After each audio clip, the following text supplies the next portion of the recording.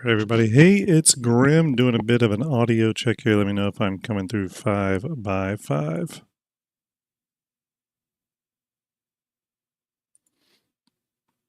All right, looking good. Bingo gives the approval. All right, be on in just a moment.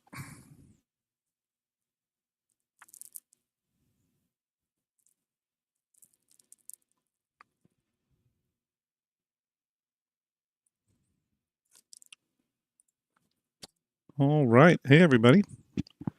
Hope you're all well. Got a few people filing into chat. Hello, everybody. Got YouTube and Twitch currently running, obviously doing the restream thing still, figuring out some of its quirks. I realized I may need an extra light on in here, and there it is. So, hello, everyone. Hope you're doing well. Let's see. Feathers, Bingo, Jeff Wharton, Citizen Scott, Mootkins, T-Jag, Jeff Worth. Yeah, did I say Jeff? We got all kinds of people in today. Hope you're all doing really well. Real quick, I can answer that Midgard. CSV when? CSV probably tomorrow. I know I said that the other day. I was prepping the files to send to Starlet, and I noticed I forgot the Argo logo on it. So I had to go back and glue the Argo CSV logo on it. I did that today. It looks good. And so I already rendered it, ready to push out. I just got to hand it over to Starlet. So my goal was to get it in before IAE, so I'm still tracking good, but I'll get it in tomorrow, hopefully. I own one too, so I want it in there for sure. Citizen Scott says, Grim, you got to change the stream title to 4.0 has been gutted. Question mark. Okay. Well, we could talk about that. I can give you my opinion on it, obviously. I did want to cover a few things, though, real quick. We might do a little hauling tonight, a little Star Citizen gameplay hauling, and then we can talk some Star Citizen. I had someone ask in chat. Who asked me this? Rutsy over on YouTube asked me if the Vulcan will be able to fit in the Odyssey. I don't think it will, but we can open up the 3D models and check that. I'm happy to do that. But yeah, the other thing I wanted to talk about, though, was IAE prep. Again, still prepping stuff on my end for IAE and making sure I got lots of coverage planned, lots of content planned. One of the things I tend to do at IAE is giveaways, as you all know. That is something I've tried to do every IAE, sometimes less, sometimes more. And I've started to do it with this past Invictus, do a big giveaway. If you remember the past Invictus, I gave away an RSI Polaris. Well, actually, it started right after Invictus, but that was sort of the Invictus giveaway. Was the RSI Polaris with LTI, really big giveaway. Reached deep into the pockets on that one. For IAE this year, it's going to be a few things. There's going to be some STARJUMP posters. You probably saw some of those yesterday when I did the shipyard stream. So some STARJUMP posters. I got some of those I'm going to be giving away. Again, all coming out of my pocket. So I'm limited on how many I can afford to do, but I am going to try to do them. I got sawdust all over me. Sorry. In addition, I'm going to do 2 Crusader Intrepids. When those are sent flight ready on day 1 of IAE, we'll have those. And then I was trying to think of a big one to give away, a big ship to give away, something fun, something to get people excited. And the more I thought about it, the more I was like, it needs to be a ship someone can get enjoyment of right that second. So I thought long and hard about it and came to the conclusion of doing... let's see, where is it? Oh, sorry, where is it? Okay, yeah, I thought of doing the Star Lancer Max. So I am going to do a Star Lancer Max giveaway during IAE. It's going to come with the main ship, obviously, and then the CitizenCon Sapphire paint. So I'll give you more information on how you're going to be able to attain that. Again, there won't be no buy-in or anything. This one's coming out of my personal fleet. Again, we're not supplied these by IAE by CIG or anything. So yeah, Star Lancer Max 2 Crusader Intrepids. Oh, and the Avenger starter pack, the Citizen Con Avenger starter pack will be giving that away, and then a selection of STARJUMP posters. Okay, more on that. That's probably about all I can swing from a financial standpoint. But I think, again, as you all know, I love when the IAE and Invictus events roll around. So I think it's fun to kind of celebrate and stuff a bit. So, okay. That being said, let's see here. We'll talk about 4.0 being gutted. That's something we can talk about. Mukin says, question, I'm sure many are going to be melting their Corsairs. In your opinion, do I melt the Corsair to a Starlancer max or CCU to attack? Well, to me, I don't personally know if going from the Starlancer, from the Corsair, well, I guess my only worry. Yes, Kydels, I'm doing a max giveaway. Not tonight. I'll be doing that starting the day before IAE. So the day before IAE starts, so November 21st, I'll start the giveaway. It'll run during the duration of IAE. It's going to be very easy to buy into it, Kydels. It's no money or anything. You just buy some channel tickets for watching the channel. Very easy, and then it'll be given away at the end of IE. So it'll be exciting. It'll be flight ready. So it'll be all good to go.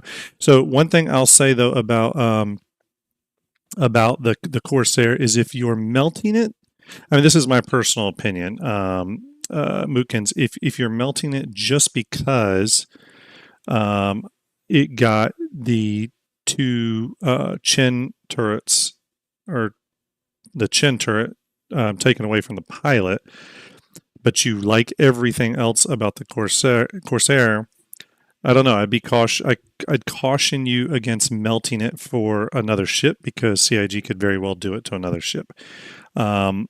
In addition to that, I think some of these ships are going to be just continuously rebalanced, and rebalancing doesn't always mean making it better. Sometimes it means making it worse again. So if you're only melting it because of those 2 guns being taken away from the pilot, I would hold on to it, because I do, AI blades are coming for Star System 1.0. One of the main things AI blades are going to be able to do are slave turrets. So you would regain access to that. That being said, Red Samurai, salute to you. Hope you're well. However, if there's other reasons you don't like the Corsair, like if there's other reasons that you're not digging it, and what we'll do, we'll go ahead and move over to Hanger Link. But yeah, if there's other reasons you're not digging it, then I think going to the Starlancer could be a good idea. Now, obviously, the question is, do you go to a Starlancer or Starlancer TAC? Starlancer TAC is probably the more obvious cross from or upgrade from the Corsair. Just because there's a lot of similarities there. Actually, there's cargo capacity, able to carry a vehicle. There's the ability to have the side-facing turrets. The broadside turrets. The TAC has those. The Corsair has those. So there's a lot of crossover there. I guess if you wanted a replacement to the Corsair that was more of a direct upgrade from the Corsair, I'd go with the TAC. If you're looking for a ship, though, that has a little bit more general purpose flexibility built into it, but is similar to a Corsair, then I would say to go with the Max. I will also say that the Starlancer is a good upgrade path from the Corsair, only because it's, in terms of like ship size and crew and all that, the Starlancer is really like the next step above the Corsair. You're going from about 55, or was it 52.5 meters up to about 83 meters. That's kind of like a nice ship jump size. So yeah, it's up to you. Obviously, all this is very subjective, but it's something to consider. Let's see, what else did I miss? Let's see here. Floki, Flocky, hopefully I'm saying that right. I mean, you ask a great question there. the real question is, as a new company who creates a new game, why are we even trying to balance ships and nerf them in alpha? Well, that kind of goes into that whole thing of like people that play the game for now and people that play the game for later, right? Oh, what just happened?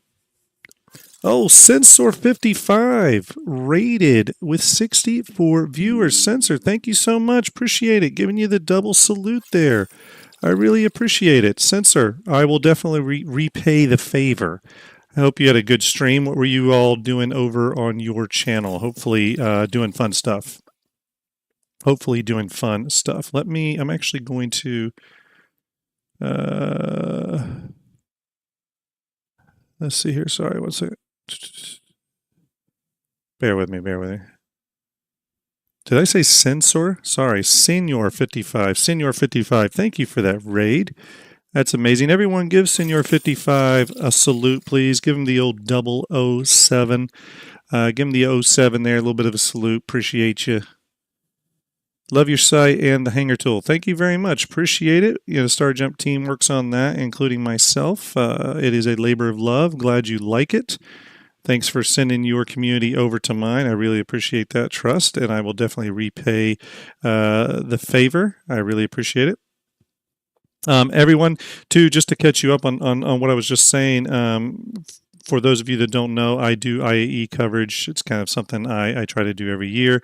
I am planning on doing some giveaways this IAE. We're going to be giving away 2 different posters.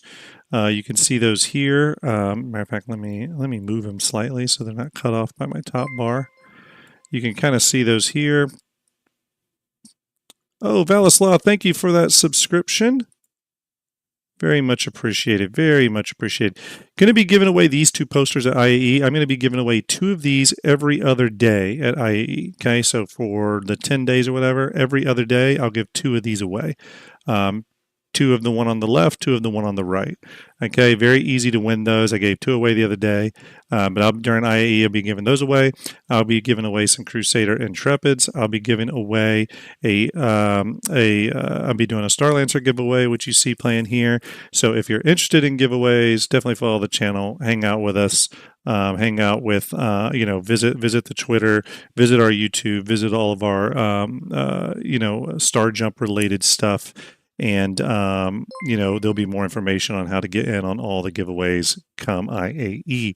Okay, so Center 55 also gifted 5 tier 1 subs. Oh, my Lord.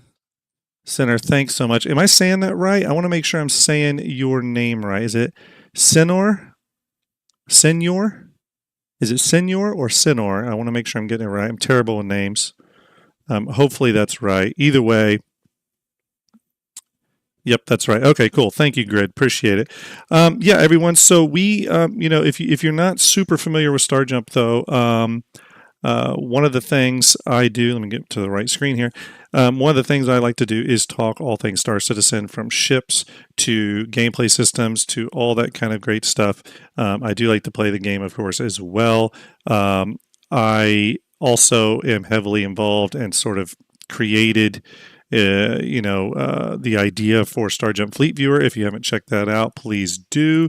Most of you should know the site by now, but if you haven't, go check it out there. Please follow us on Twitter too. We're doing gangbusters over there, and obviously follow our YouTube, because we post a lot of content over there. Things like STARJUMP Shipyard series.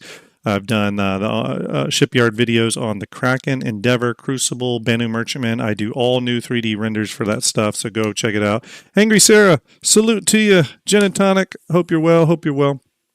But anyways, we do a lot of different stuff, and we got some ideas for some really cool things we want to do. So again, more to come on all that.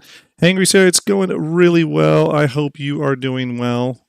I haven't talked to you in a while, but I hope you are well. I've been very busy with home life. My dad is in town now, so I've been doing a lot of work around the house and stuff like that. So it's been a lot of fun. My kid just got braces today. My daughter just got braces, so that was exciting. She's getting used to them. She doesn't love them. It's going to take some time, I think, for her to get to vibe in with the braces. But yeah. Yeah, looking forward to this next patch. I am too. someone earlier in chat said, and Senator, thank you so much. Really appreciate that. Again, that raid. Thank you so much. I really do mean that. But someone asked about 4.0 being gutted. Obviously, CIG put out an announcement that by and large, all the engineering stuff's coming off the 4.0 card. And those are things like, the fire system, fire extinguishers, resource management, the room system, all that kind of stuff, right?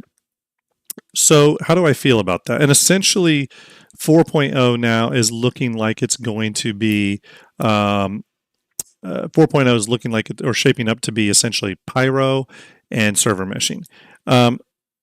So here's what I think about that. And as you know, I do like to kind of take things a little bit balanced. I do see both sides.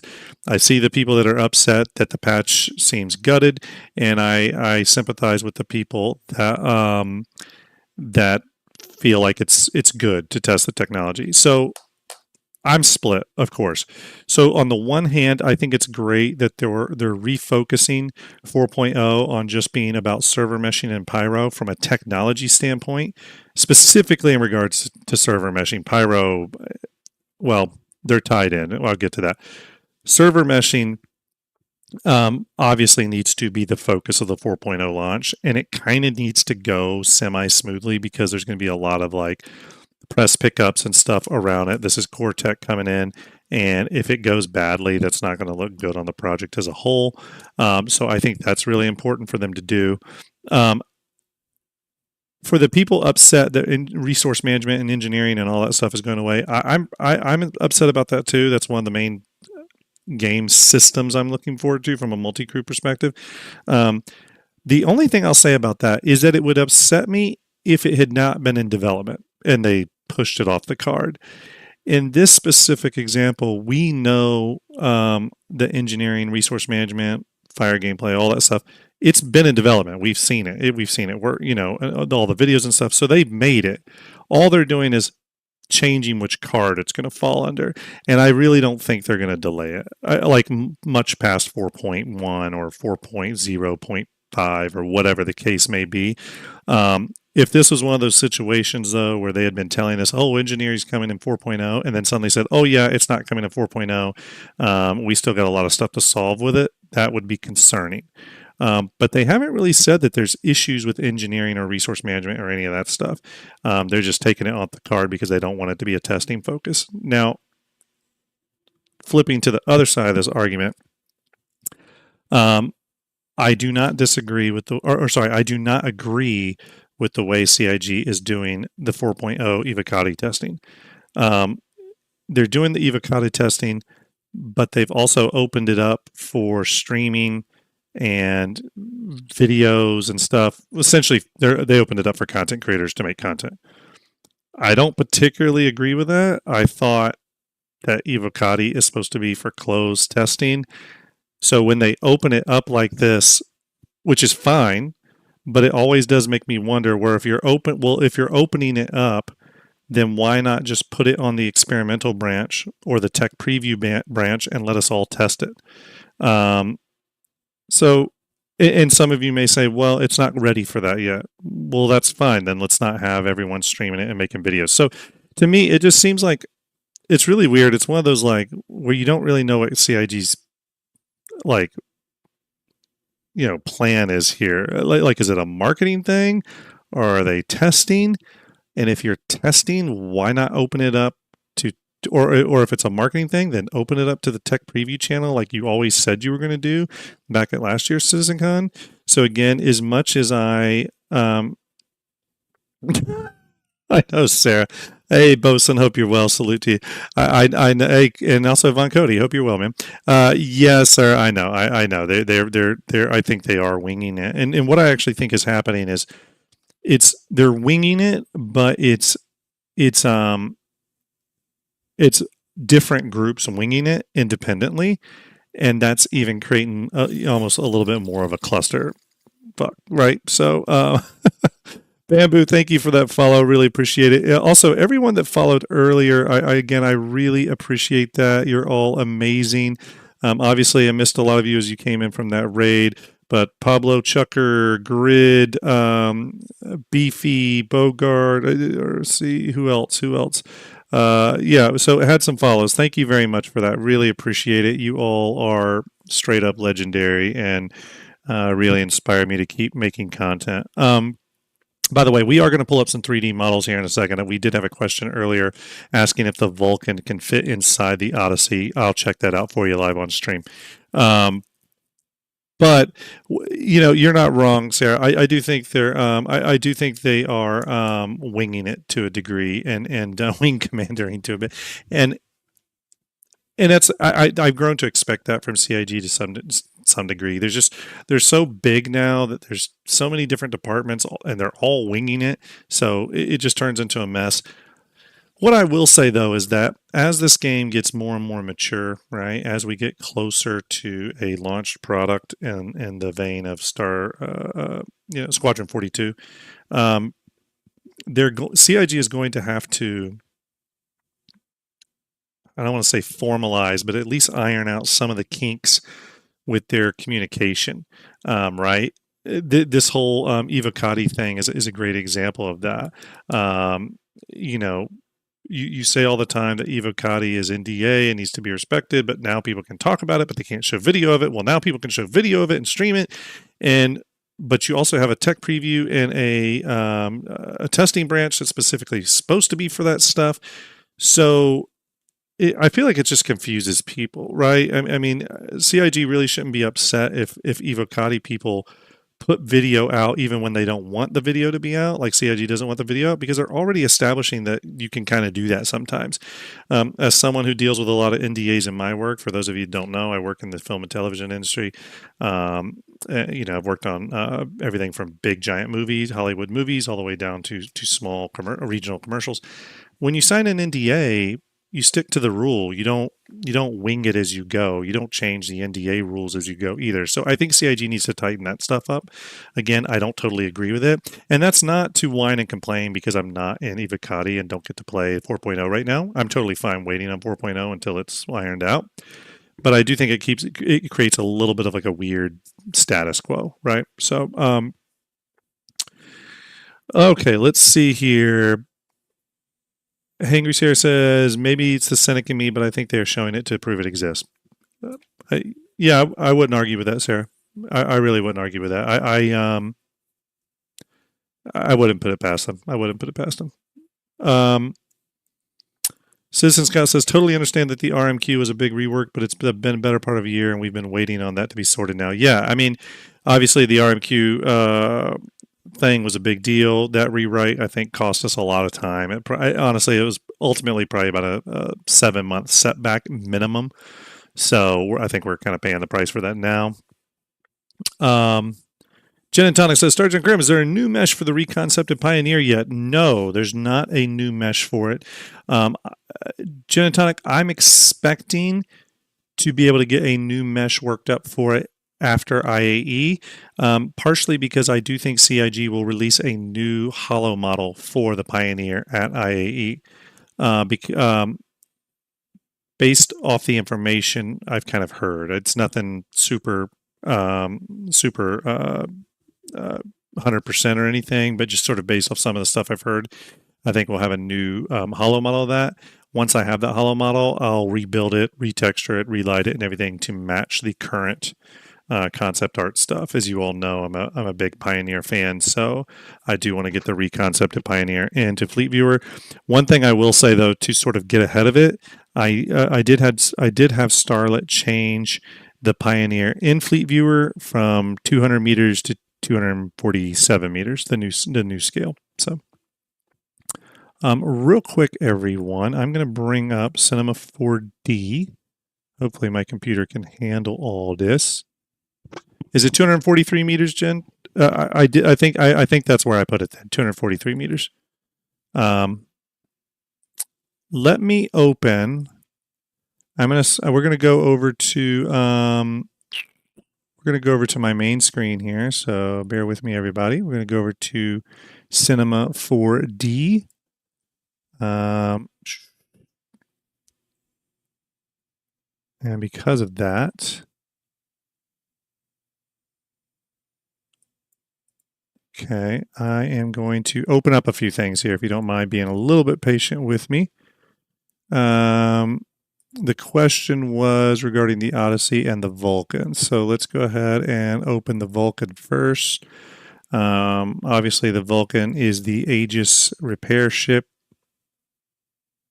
Pretty sure I have it somewhere. Okay, Vulcan is opening now. Next ship we need to open is the Odyssey. Bear with me on that one too.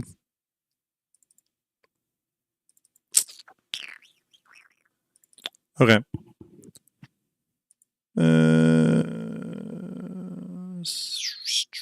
Okay. Here is, let me take us off of, are we on isometric? Little bit of a behind the scenes here of how we do the fleet viewer ships. Let me go to the Vulcan, switch us off isometric for that, which is how the fleet viewer versions are.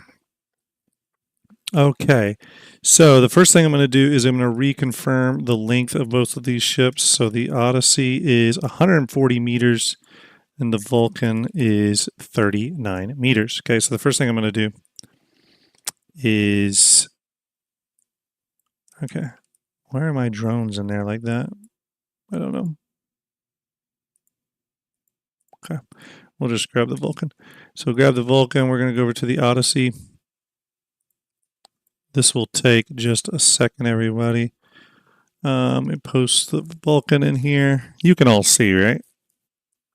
Okay, so the first thing we got to do is we got to test to make sure our scales are accurate. Okay, so we are going to drop a cube in. Here's our cube. We need to make the cube 140 meters long, which is the length of the Odyssey. And as we can see, that is, let's see if we're correct here. Yes. Yep, 140 meters. They don't include the antennas sometimes and the meterage. Sometimes they do. In the case of the Odyssey, I think they're not including it. So we're going to lock the Odyssey in as correct. The Vulcan, on the other hand, we need to see if that is correct. So we're going to put another cube in. The Vulcan is 39 meters long. We're going to type that in. Here is the length of the Vulcan. And actually, our Vulcan is a little big. That's okay. So we're going to scale it down. So let's close our Odyssey. Let's go to a top-down view. I know this all looks pretty crazy. Sorry about that. All right, we are going to shrink the Vulcan down to where it's the right 39 meters long, or at least ballpark it. I don't think we have to be like perfect. Okay, we're just, again, this is sort of back of the napkin math here. Again, someone in chat was asking about this. They were curious if the Vulcan would fit in the Odyssey. And I can, okay, let's go ahead and turn this bad boy off, the Aegis Saber. And I can confirm very easily right now that if both ships maintain their current scale of 140 meters and 39 meters respectively, then the Vulcan will definitely not be fitting in. As you see, it clips the hanger pretty bad. So yeah, it's not going to work. They'll have to come out with a smaller repair ship for that. Unfortunately, sorry about that. Let's see here. What else do we have? Anything else? While I have Cinema 4D out, do we have any other requests? Shadow Girl says, does it fit in the Polaris? It does not fit in the Polaris. That I can confirm. I actually tested that, Shadow Girl. The Polaris has a small hangar in it, the same as the Odyssey, actually. So the biggest ships it can theoretically fit are ships like the Saber, the F-8C, stuff like that. The Vulcan is a medium ship, 39 meters long, medium, sort of like the Cuddy Black. So no, it will not fit. It will not fit, unfortunately. Scorpius will fit in the Polaris pretty easily. Let's see. Cheers, Grims. I've been curious about this for quite some time. No problem. Rootsy. Okay, Rootsy. Thank you. Yeah, no problem. I am happy to help where I can. Um, Life is just for games says, does Vulture fit in the Polaris? Does the Vulture fit in the Polaris? I think it just fits in the Polaris. The hangar door on the Polaris is big enough for the Vulture to fit through pretty easily, but the actual landing pad, it's really tight because remember in the Polaris, the hangar door is wider and then it angles down into a smaller pad. So, Shadow Girl says, "Do you think I could squeeze a Scorpius and a CAX into Polaris at the same time?" Yes, you will be able to do that. That shouldn't be a problem. But that's about all you could get. That's about all you could get in. Question: will the Gladiator fit? Fit in the Odyssey or fit in the Polaris? Kyle, let me know what you think on that.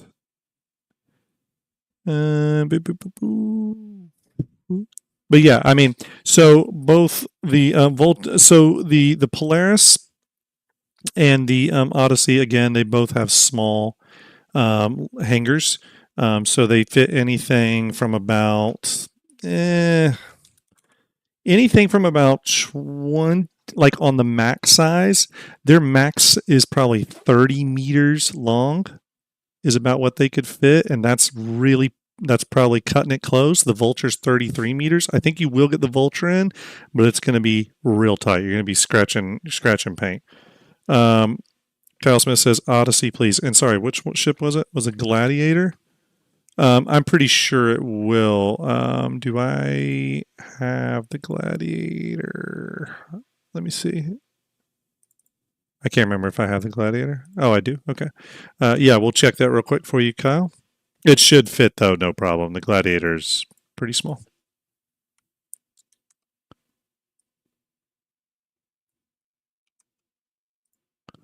Okay. Stand by. Okay. There we go. Yep. You turn the Vulcan off. Okay. Here is the Gladiator.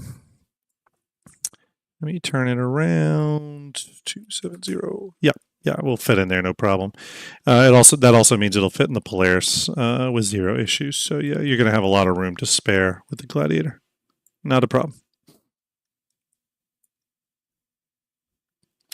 Yeah, I mean, remember the Odyssey is 140 meter long ship, pretty darn big. Let's see. Space Tech says, "Howdy, Graham. Been loving the content of late, watching the streams after the fact as VODs." Awesome, Space Tech. I appreciate that. Appreciate that support. Again, on those videos, please like and subscribe. Or sorry, hit that like button on the videos. Again, it does help me on YouTube. YouTube has been kind of the bane of my existence. It's really hard fighting the algorithm, to be quite honest with you. She's a harsh mistress. Shadow Girl says, "How long are the Zeus ships?" They are 46 meters long. 46 meters long for the Zeus. So they will not fit in there by quite a bit. Shizuku Kai says, "I wonder if the new Terrapin, medical Terrapin, will fit." The medical Terrapin will fit in the Zeus. So will the regular Terrapin. They're only 19.5 meters long. Kai, so yes, it'll fit quite easily. Mookin says, "I was actually talking to one of the devs during CitizenCon about the T8A. Apparently that ship hasn't been touched for over a decade since the concept." Oh, very interesting. That's cool. It's interesting just sometimes to hear confirmation of that stuff, right? Yeah, Space Tech. The Odyssey and Polaris hangars are very similar in terms of their length and width. Their only difference is their height. The Odyssey currently has a hangar that's double in height compared to the Polaris. Life is just for games says, but aren't the Polaris hangar walls quite steep? If you look at the CitizenCon video, it seems quite big inside the hangar. It is quite big. However, it's not as big as the original concept of the Polaris. The original concept of the Polaris was much more similar to the Odyssey in terms of it had a double-decker hangar. So, for example, the Odyssey actually has a gangway that you can walk around the top of the hangar.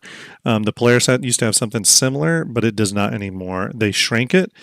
John Crew or Ben Curtis, one of the two, they did address this actually, and they said they made the hangar a little bit shorter, primarily to give the Polaris a much more interesting and robust engineering section.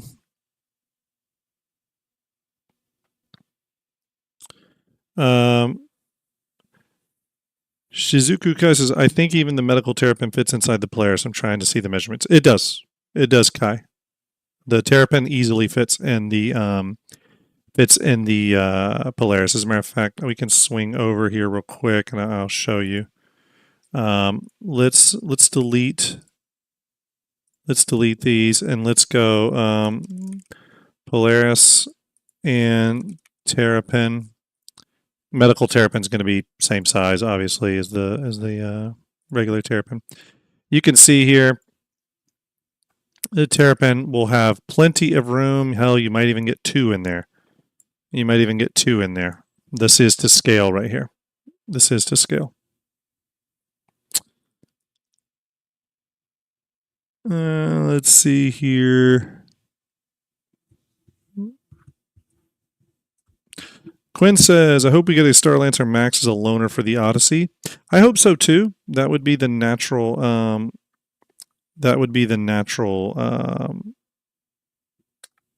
loaner for sure. Michael Phillips, we don't totally know. I think it was going to have tier 2, but I don't know if we know beyond that. I believe it's got a few tier 2s in it, though.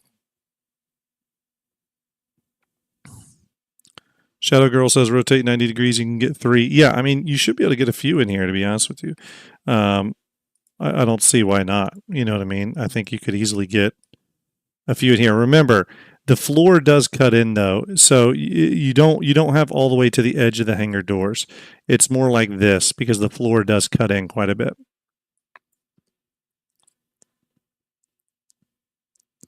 Citizen Scott says, geez, man, y'all really obsessed with what fits. Can't just wait for it to go live with 1,000 videos shown. Yeah, it's kind of a funny thing. People like to see that.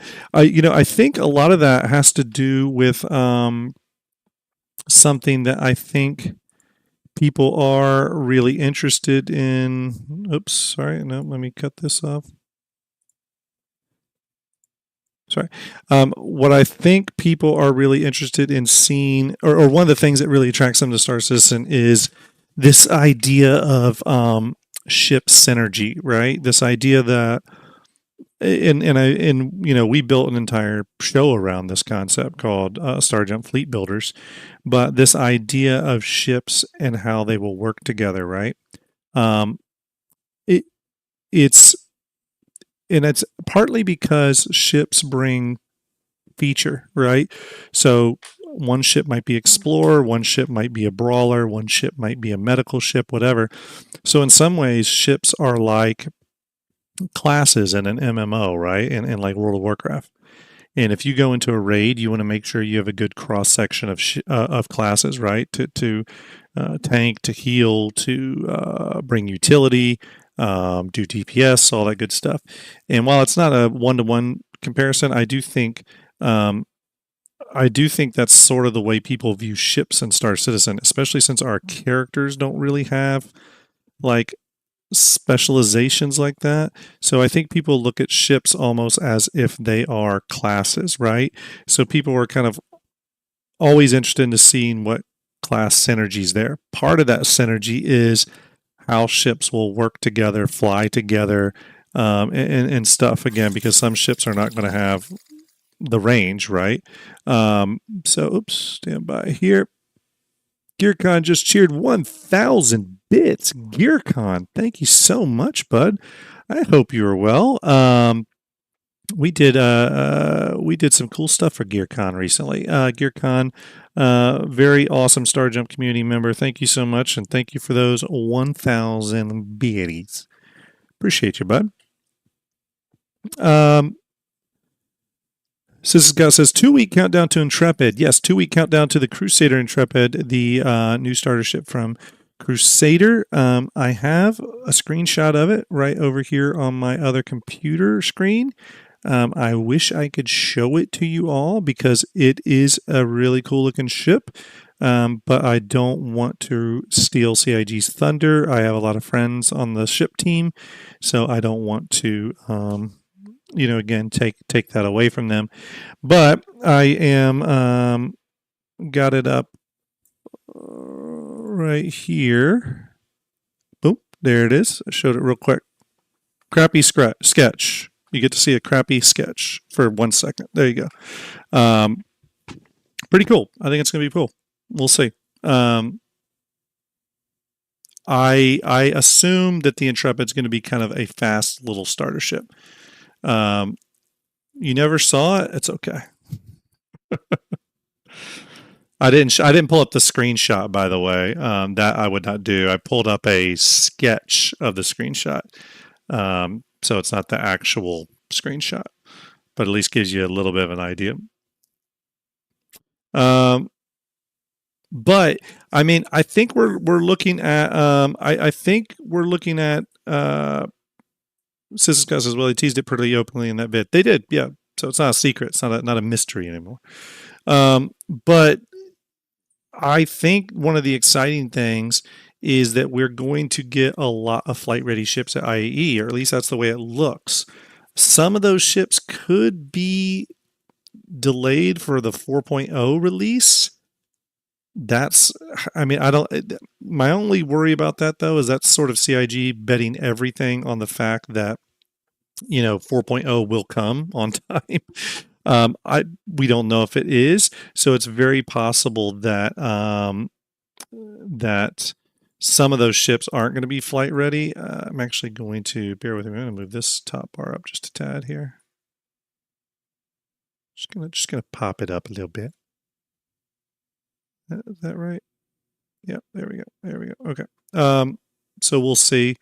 But right now we're currently thinking we're going to get the Crusader Intrepid, the Mirai Guardian, possibly with a variant on that one. With the Crusader Intrepid, I am more and more thinking it's one ship and not variants. I could be wrong on that. I don't have any inside knowledge on that. Obviously, the RSI Polaris, the medical Terrapin. I am hearing more and more.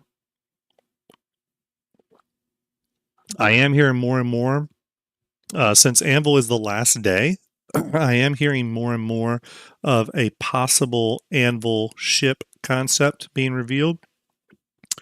I've heard it's large. I've heard there are variants. I've heard it's military focused. And when I say large, I mean large, not capital. That's what I've heard. And yeah, I've heard military focused, or at least one of the variants is military focused. And what else have I heard about it? That's all I've heard about it. Oh yes, thank you, Mookins. Yes, the Hornet Tracker and Ghost Mark II as well.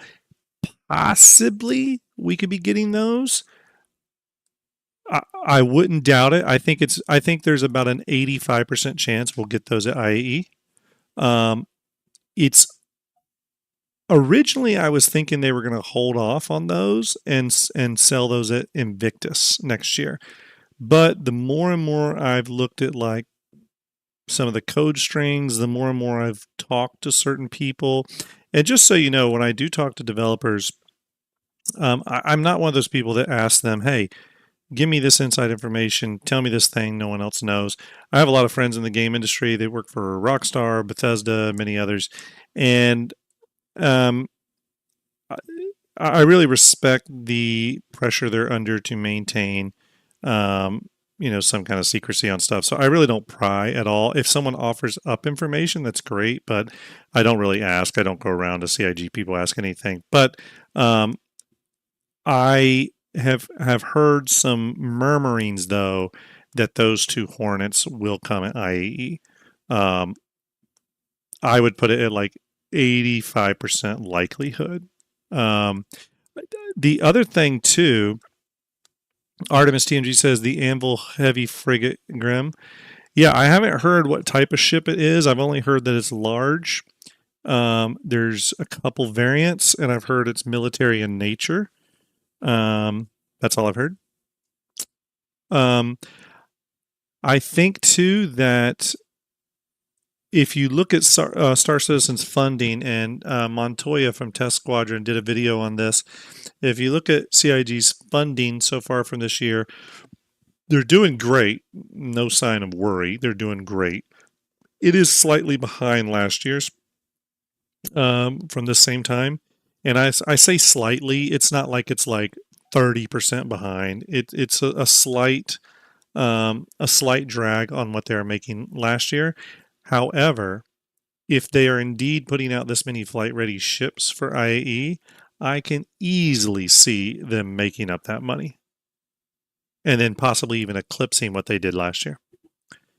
Aiden says, for the Starlancer Max, Polaris, etc., if we wake up at 9 a.m. UK times, are they going to be available to fly then, or will they go on the live server in our ASOP terminals when IAE halls open?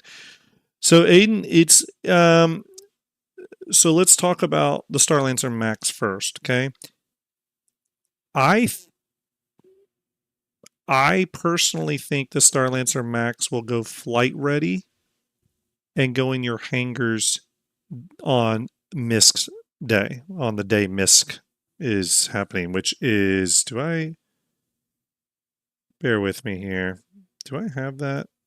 Let me pull that up real quick since we're sort of talking about it. Here it is. Yeah. So,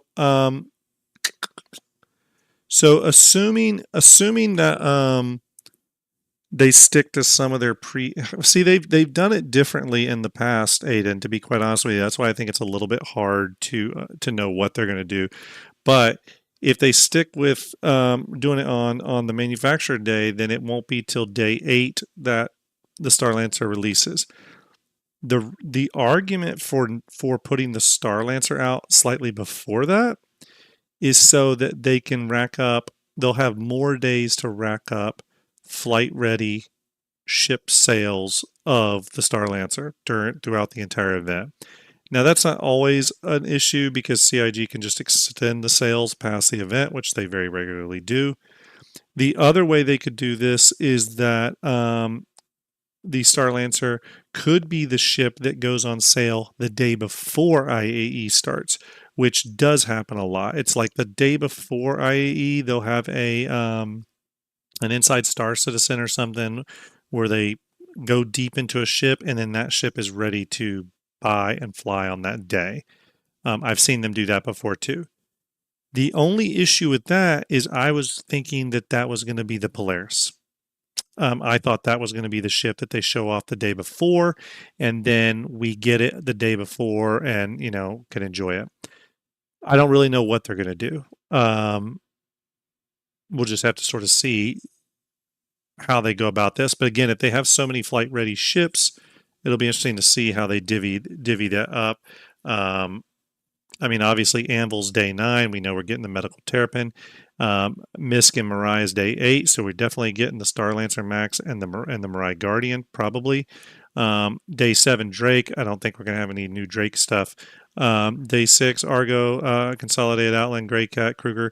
I don't think we're going to get anything new from Argo. We just got the Argo CSV SM. I do think there's going to be, I'm really excited to see how quickly those new Pioneers sell, though, and their limited waves on that day. Obviously, day 5, we have the RSI Polaris. I do think we're going to get a kind of a in-depth or possibly an update on the RSI Perseus. I know someone was asking if I thought it grew. I think it's very likely that it's grown, but again, we'll have to see.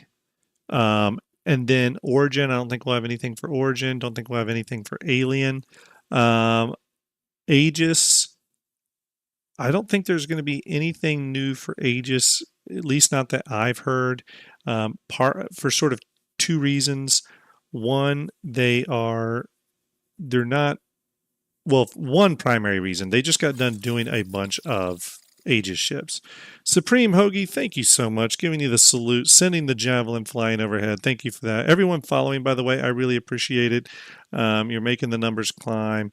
That makes me very proud and very humble. Thank you so much for those follows. I really appreciate it. We are building a community here together. So again, I appreciate that. But so they just got done doing the Saber variants, the Peregrine, the Firebird, and all that. So they just went through that with Aegis. What we could possibly see on Aegis Day, and what I would really love to see, is the updates to the Idris and the Javelin that we saw, in the Squadron 42 demo. I think that would be cool. And then obviously Crusader will get the Intrepid.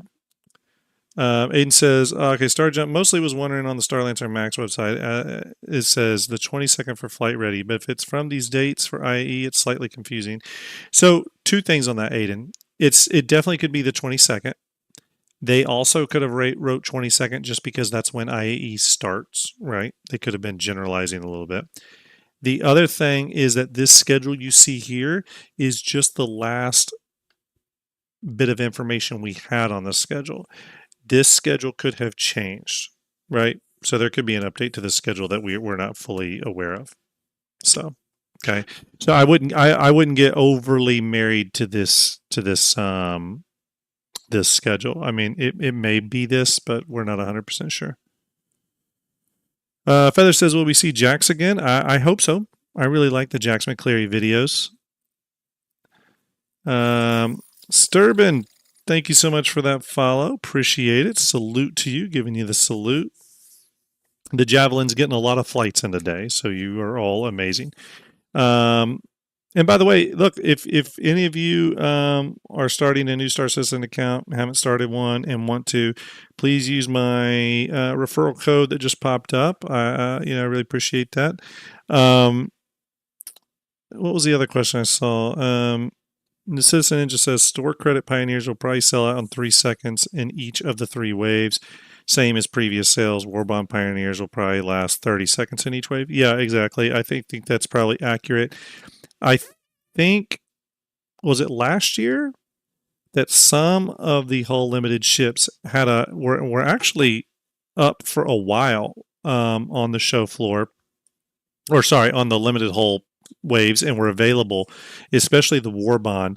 I think we're going to be we're going to see the opposite of that this year with the Pioneer. I think people are going to go after that ship like crazy. The new concept is just so damn good that I think people will snap it up even faster than previous years. Demon Heart, thank you so much for that follow. Salute to you. Really appreciate that. So yeah, I mean, again, a lot of flight ready ships and possibly some new concept ships. I think my biggest hope on ship news was that maybe we will get a little bit of an update on the Perseus. I think we will, based off something, like I said, some things I've heard. Trini Locks, thank you for that follow. Appreciate it. Seriously, you are all amazing. Thank you for all the follows. I really, really appreciate it. You think the Perseus will be upgunned to size 8s?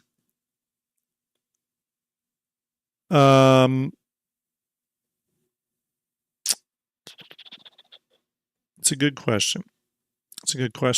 So here's my thought on that. Life. No, but not because CIG is just happy with the dual 7s.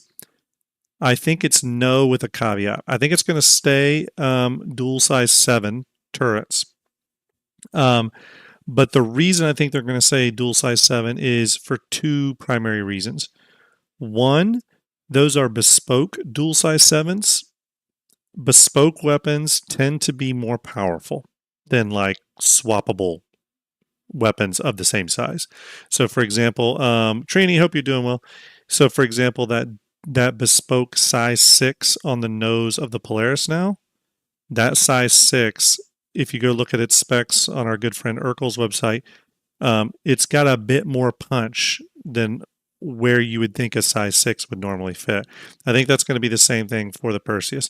The other thing to consider is that the Perseus, and they've talked about this specifically in regards to the Perseus, but we also saw in the progress tracker that this was something they were actively working on, and that is different munitions types. So I think CIG is going to really rely on different munition types for the Perseus. What do I mean by that?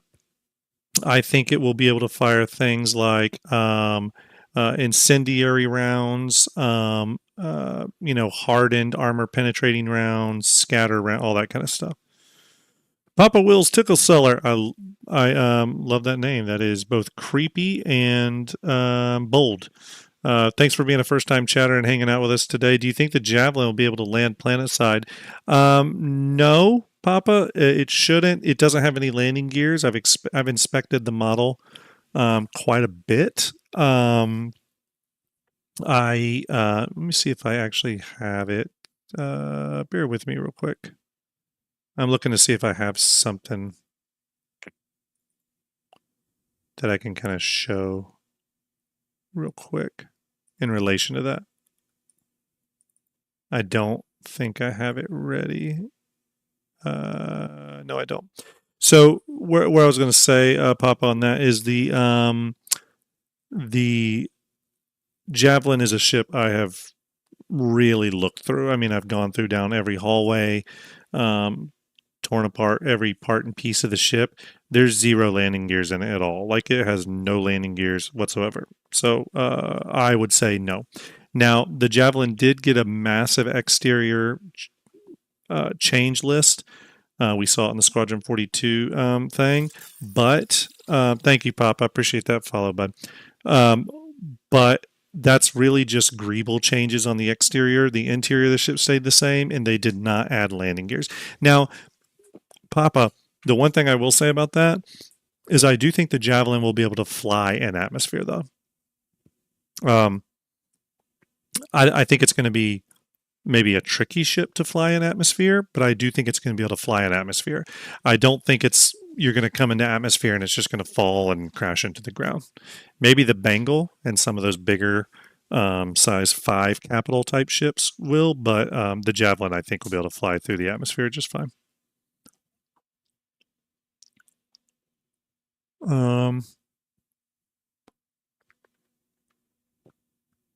Yeah, one interesting thing about that, Citizen Scott, is in talking with some developers in the know, one interesting thing I found out was that when we're able to build Bengals in the future, it's not just Bengals we'll be able to build. We'll actually be able to build other equally sized ships. So that'll be really interesting. Maybe some of those other Bengal variants.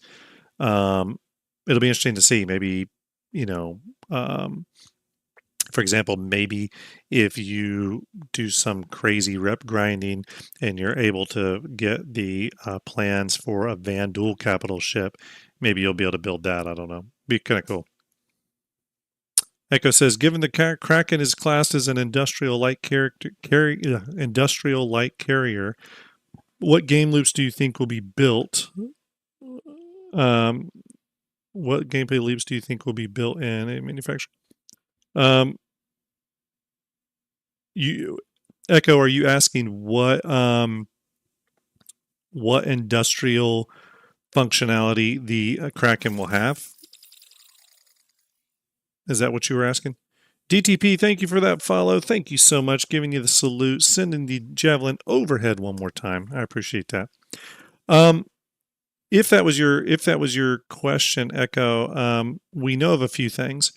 We know the Kraken will be able to repair ships in its hangar.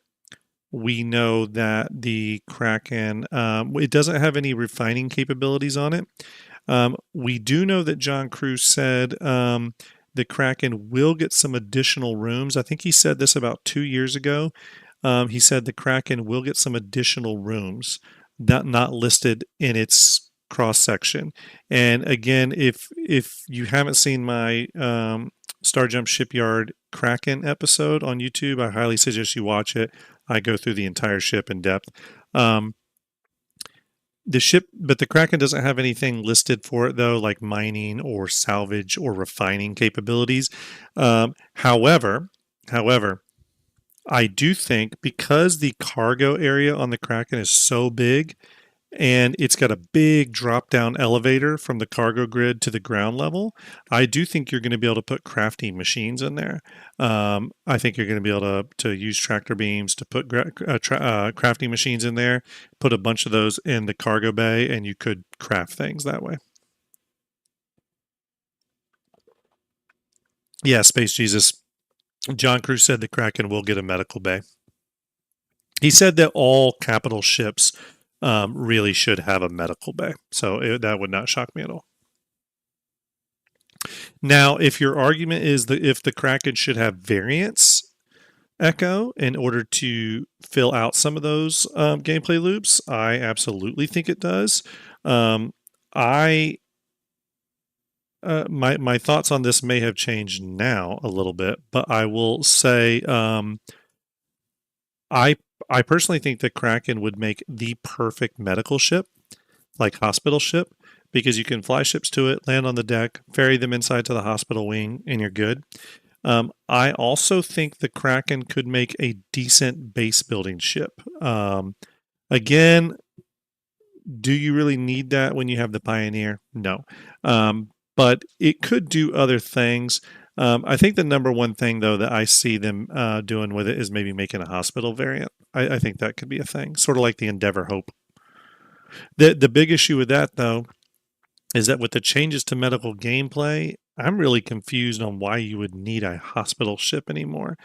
I really hope when we see further information on Death of a Spaceman and where actor status tier 2, cybernetics, and all that stuff is going, maybe we'll see the need for it. So, what would a Drake medbay look like? Imagine Silent Hill 2. yeah. Well, I think they could do it much like the medbay on like a big ocean-going freighter. You know, the big cargo ships and stuff. Those have med bays in them too. They're usually pretty like austere and sterile looking from just a design aesthetic, a little bit depressing. Maybe think like old Soviet era medical wing kind of thing. So instead of clean whites, you're looking at more like beiges and tan colorings and stuff. I think it could be kind of cool though. For those of you that don't know, just hanging out with me, the Kraken is my favorite ship. I will actually, we're talking about the Kraken, so should we open the Kraken up, the model? Just take a gander. Let me go to it here. Drake Kraken. Which one am I looking for?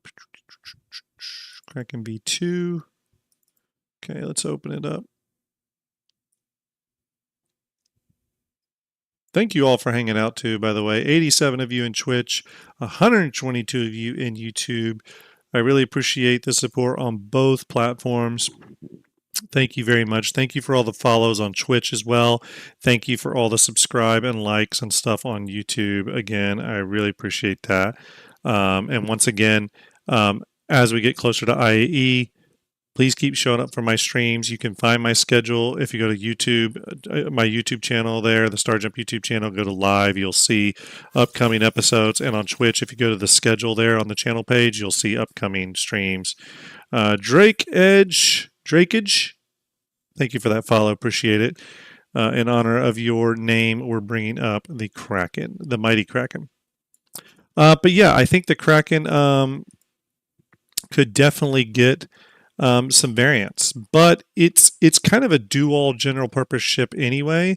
So I think there's enough meat on the bone with the Kraken that you should be able to do a lot of emergent gameplay stuff and not have to worry about variants. So again, I think you're going to be able to bring crafting machines on board, or perhaps bring a lot of containers that contain things like repair material or fuel or whatever, you could probably turn the Kraken into a straight up refueler, like fleet refueler. It's got internal fuel tanks on it to refuel ships on the deck, but I think you could probably bring additional 32 SCU fuel tanks on board, because I do know CIG is going to support that. So yeah, I mean, the Kraken's big too. I mean, sometimes I don't know why I keep doing that. Sometimes people forget how big the Kraken is, but one thing I like to remind people is if you zoom down here, this is a railing to get into this airlock. Okay, so a person, just to give you an idea, is like this big, right? You're going to be able to look off the Kraken. This is what you're going to be seeing, right? Kraken is huge. Okay, and it's got 4 of these monster open. Oh, why does it keep doing that? I don't know why it keeps doing that. My mouse is not liking the Kraken right now. So yeah, it's got 4 of these monster airlocks, 1 on each of this extra small decks, right? So a lot of interior access points there. It's got a big one here. So this is like a big double door here on the Kraken. It's also got the big elevator lift. So in the cargo thing right here, this entire structure here, see this big square right here? That big structure is a giant elevator that lowers. Yeah, it's a giant elevator that lowers. Daedalus says they just need to appropriate your quad below deck hangar design. I totally agree, Daedalus. They really should do that. However, when I said that it should work from a design standpoint and that I think the ship has room for it, Gavin Rothery, for those of you who don't know, Gavin Rothery designed the Kraken for CIG, and he's a friend of STARJUMP, a friend of mine. Gavin said that it will not work. So maybe he knows something about the internal layout that I don't. But anyways, we have the ingress point there under the giant elevator. We have the access point here on the main deck. We have the 4 access points over on the small pads over here, the extra small pads actually. We have the 2 main hangar doors right here. Okay, so these big hangars, and I think I have it to where these open. Do I? No, I don't. But these hangar doors open, 2 egress points there. You have 2 airlocks on either one of the nacelles. That's both sides, right? Hey, DePoets, hope you're well. And then one place that a lot of people don't know is that the Kraken has another secret entrance that a lot of people don't know. So I just went over all of those. So 2 on the nacelles, 2 airlocks on the cells, 4 airlocks on the extra small pads, 1 airlock on the dual medium pads, and then the big elevator underneath. What's the other entry point to the Kraken? Oh, and then we have the, sorry, there is one more over here. We have the Dragonfly Bay that opens up back here. But what else do we have? There is one more secret opening that people don't know about, and that is over here. Let me turn off just a second. Oops, that did not work. Stand by. Let me create a light because I know it's hard to see. Okay, bear with me. There we go. We have an airlock up here. See that airlock? That is an airlock that goes somewhere. It's not a turret to the best of our knowledge. I have inspected this piece, and in the actual file, it's referred to as an airlock. So what I think it is I think it's an elevator that goes down. Now, I had someone else that I know, Execute from InfoRunners, say that that's possibly where this turret back here is supposed to go, right? He thought that maybe this turret was actually supposed to be here. I'll say that that's possible. However, CIG in the model has the turret here, and there's an actual mount for it. So unless they just really screwed it up, I don't know. So it's very possible that there may be a big elevator that comes out of the nose of the ship. So if you have an engineer or anyone working up here, they don't have to get on the air car, travel down the length of the ship just to get back to the big elevator and leave out of it. So. The Poets asked something. What'd you ask, Poets? You said, what ship is the size of the giant elevator? This elevator here, this big thing. So I can tell you how big the elevator is a little bit more specifically. Are we on meters? We are on meters. Okay. So bear with me here. Sky, thank you so much for that follow. First, we got to get the Kraken to the right scale. So we're going to put a stick in here. The Kraken is 272 meters long, so we're going to go ahead and plug that in. Okay, so my Kraken is supposed to be, as you see, I don't have it appropriate scale in this render, but that's okay. We're going to scale it appropriately. We're going to do a little bit of testing here. Turn off cameras. Okay, there's our measuring stick. That's how big our Kraken needs to be. So we are going to, we're going to have a little fun here. Okay, so let's scale up the Kraken. Again, we're going to get back of the napkin math here, people. We're not going to be ultra precise. Is it 5? Bear with me. Okay, we're going to call it 4.9. Okay, so that is our 272 meter long measuring stick right here. So our Kraken is now that length. Okay. We are going to go underneath to the elevator again. We're going to make a new cube. Again, the cubes are acting as our measuring sticks here. And we're going to scale this roughly the size of the elevator. This will give you a sense of how big the elevator is. Roughly there. Okay, so this cube is 20 meters by 20 meters, essentially, give or take. Obviously we're being a little bit... kind of back of the napkin math here. So yeah, 20 meters by 20 meters. So to give you an idea on that, what we're going to do is we're going to go to our models. We're going to go back to STARJUMP. We're going to go to ship assets. Let's go to Tumbrel. Let's bring a Nova in. Bear with me. It's got to load. I'm just going to grab the Nova. What is this? Are these lights? No, this is the Nova. Okay.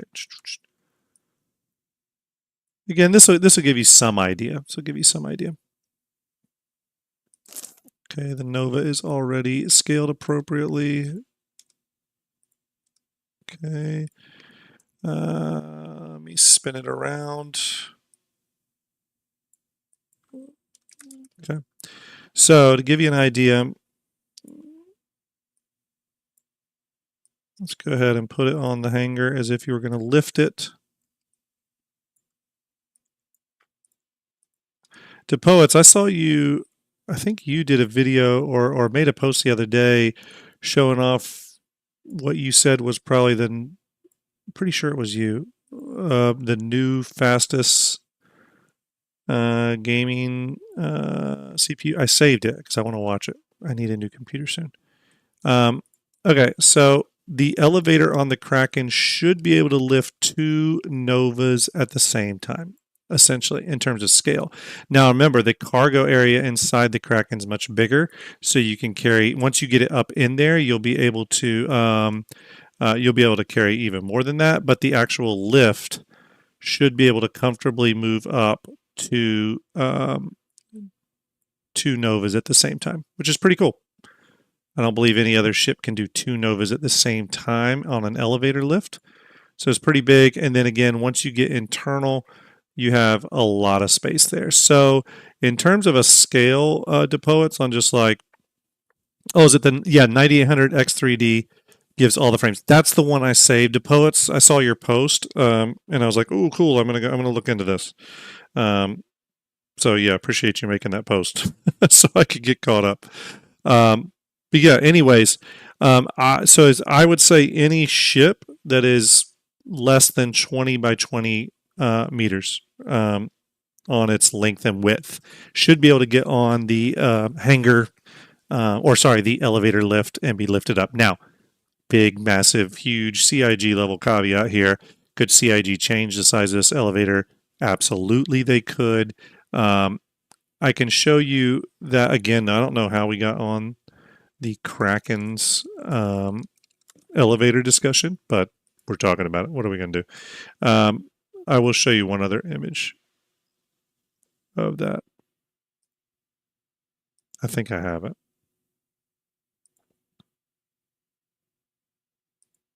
Do I have it? Maybe I don't. I used to have an image. Let me see. Maybe I do.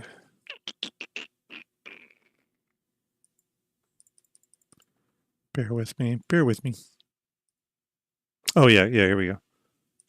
I'll just move this over real quick. So here is the Kraken's elevator. You can see it opening up here at the bottom. Because of the position of the camera, you can't quite see fully over in, but this is where you will lift up that, and then you can see how deep the cargo bay goes. I mean, you're going to have a ton of room, to store stuff in there. Ravel, thank you for that subscription. Really appreciate it. Going to give you the double salutes for that. Thank you so much for that support. Again, that goes to helping us do upkeep and keep STARJUMP moving forward with things like giveaways and rendering costs and all that fun stuff for the 3D work we do, keeping up STARJUMP Fleet Viewer, all that kind of stuff. So thank you, Ravel. Really, really appreciate that. Thank you very much. You are a legend for sure. So yeah, that is the Kraken. That is the Kraken. Again, too, real quick to go over. Let me get off of this real quick here. Bear with me. Turn off my main screen. Just a reminder, everyone, that come IAE, I am going to be doing a series of giveaways. One of the first ones is going to be for the Star Lancer Max with the Sapphire paint. Going to be doing that giveaway when IAE comes around, so stay tuned for that. I'm also going to be giving away a series of STARJUMP posters on every stream. I'm going to be giving the 2 posters away you see up here. These are full 36 by 40 something prints on high quality, like semi-gloss paper. They're really, really nice. The one on the left is my new design for IAE. The question marks down there at the bottom are going to be for new IAE ships. And then the other one there is, of course, our big Star Citizen ship scale poster. I'll have both of those. I'll be doing giveaways on those. Again, I do not sell these because of agreements with CIG and out of respect for them and their IP. But I'm going to be doing a lot of poster giveaways. I'll also be giving away 2 Crusader Intrepids, and I'll be giving away an Avenger Titan CitizenCon starter pack. That's the one that comes with the Avenger Titan, the Iron Weave paint, and the Arden SL armor. So all that is going to start the day before IAE starts, okay? So on November 21st, which is the day before IAE, and that's only like, 14, 15 days away, I will be starting all the giveaways. Okay. In the meantime, on streams leading up to IAE, I will probably be giving away posters. Now, on my stream the other day, on the shipyard stream yesterday, I gave away 2 posters. We had 2 random winners, one on YouTube, one on Twitch. Not doing it tonight, but I will be doing one tomorrow when I stream. Okay. So I'm pretty sure I'm doing a stream tomorrow night, and when I do, I'll be giving away 2 posters, so you'll want to tune in for that. If it's not tomorrow night, then I'll stream the following night, okay? But I'm pretty sure it's tomorrow night. Okay, and then I'll be doing another stream on Sunday night, and on Sunday night, I'll be giving away another 2 posters. And as long as you're followed to the channel, you'll have enough channel points to enter the poster giveaways. So follow the channel. That gives you plenty of points to enter those giveaways. Okay, let's move on. What else? What else are we talking about here? Are we talking about computers here? Thank you for that follow, operator. Appreciate it. Sending the Javelin overhead. That's amazing. Yeah, I mean, so I see one question up here by Sturbin. Will the Kraken grow in size? Let me pull up let me pull up my left screen. Got too many screens here. Let me go back and let me go to my left screen here. Let's go ahead and delete what we got here, and let's add the Kraken. So the Kraken is, for those that don't know, is 272 meters long. The Kraken is kind of a unique model, though. So let me explain a little bit how the ship models work from everything I've been told by CIG devs. So generally, CIG builds a concept model, right? If you've ever seen the leaked video showing the Aegis Nautilus, where it's like fully animated and the camera's going all through the inside of the ship and everything, while it looks done, that is supposedly a concept model, right? Or a concept mesh. Concept meshes are usually very heavy. They are not game ready. They're way too heavy from just a polygon density standpoint to ever be in the game. Sometimes there's some kit bashing going on. Sometimes they're rough in certain areas. Sometimes they're not fully fleshed out. But what's interesting about concept models is sometimes they can be pretty detailed as well.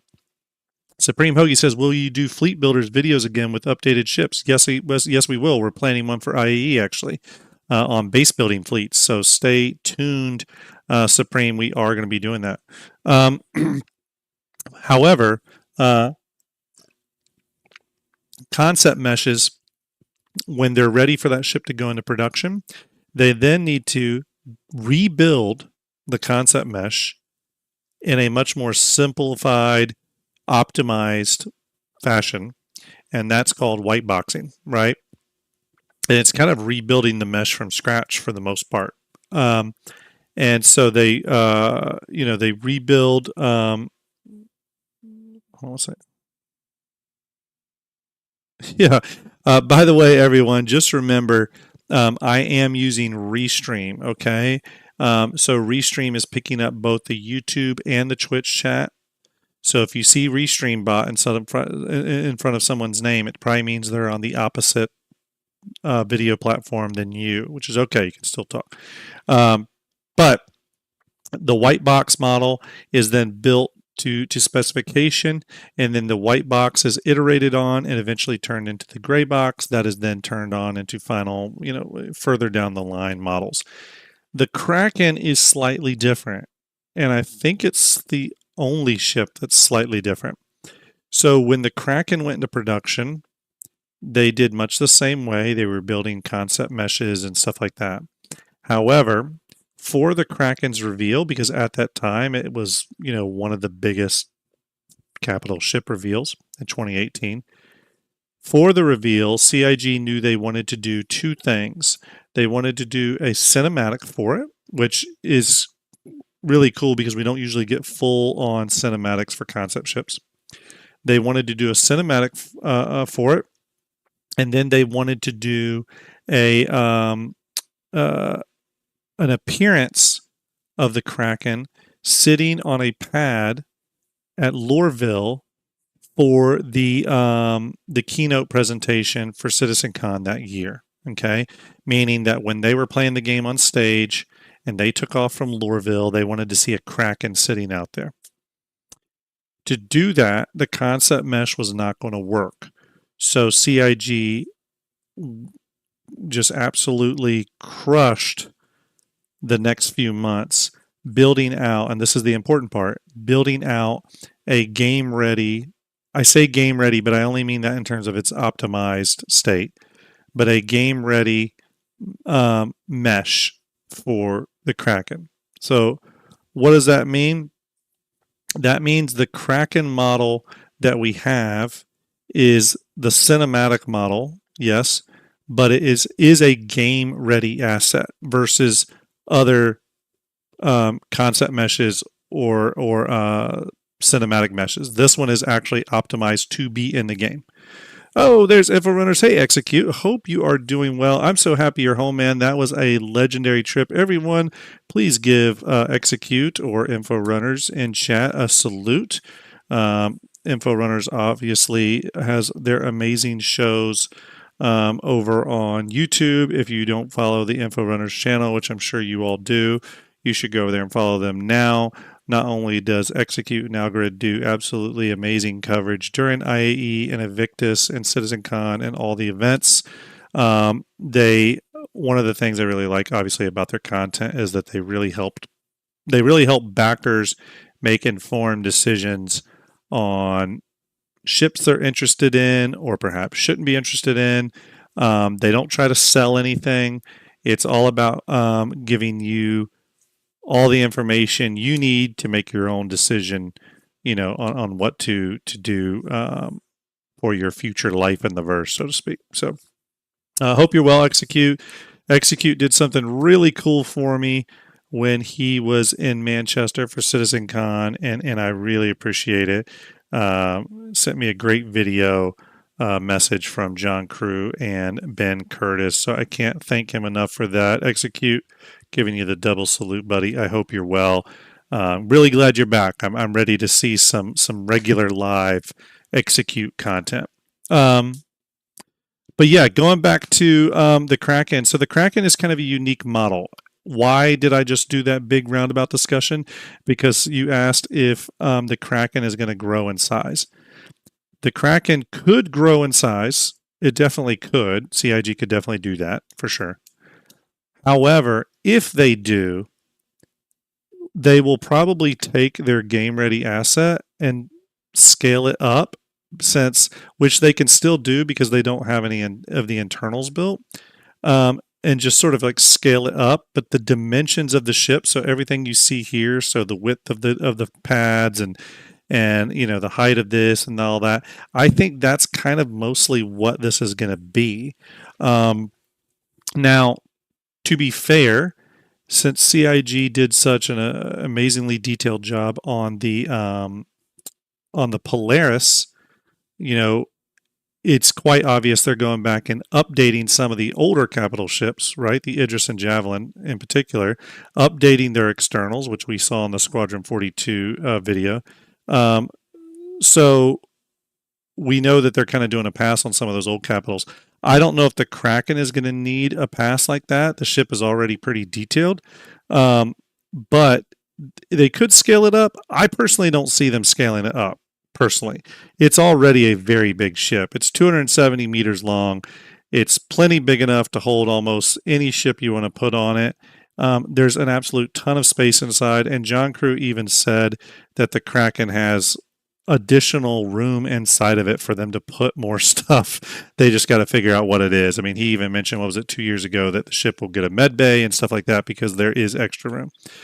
XQ says, can we do some small speculation once you're done with the Kraken? I'm on your Discord if you want to. Yes. Do you want to jump in voice chat on the live stream, Execute, or do you want to talk after? Let me know. Let me know, buddy. But yeah, the Kraken obviously it's a ship people are excited about. And the other thing is we know that the Ironclad's going into production this year, and the Ironclad is the stepping stone to get the Kraken done. So, all right, Execute's here. I don't have very long Execute, but yeah, I will bring you in, buddy. 1 second. You are in. There you are. I'm going to jump in the party chat here. I'm going to drag you in the stream chat. There is Execute. Hey, buddy.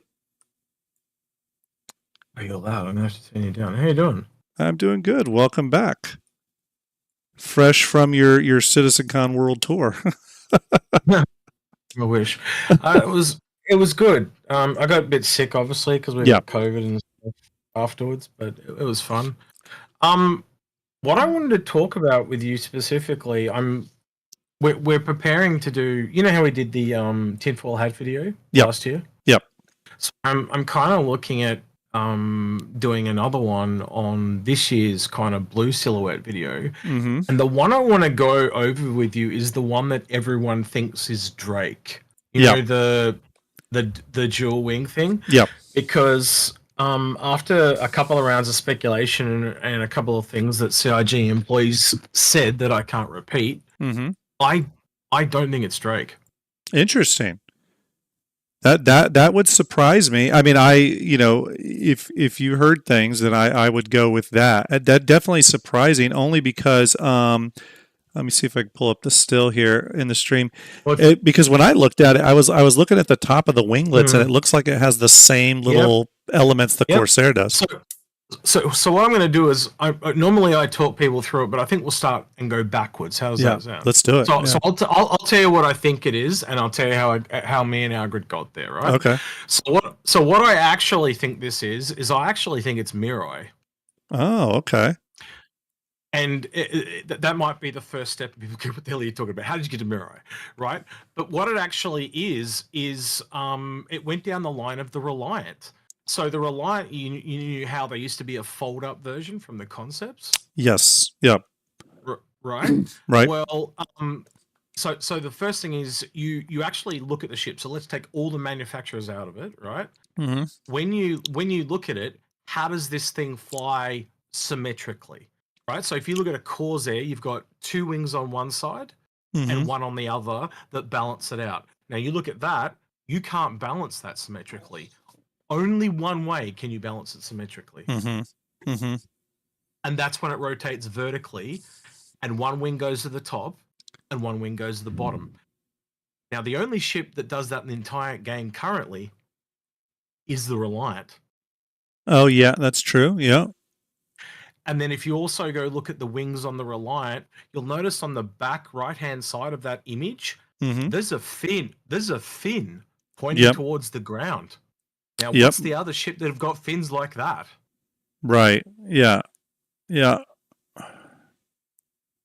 And so we actually started to go down on the line of the a rework of the Reliant potentially, and then because we know it's got cargo issues, it's an advanced starter, but it's really got the cargo of a starter. Yeah. And then we went. They talked about the Reliant at one point when they made Mirai, putting them with Mirai instead of putting them with Misk.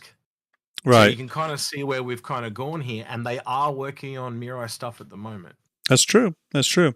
You know, I thought it was when I dug up. Let me see. Pull them up.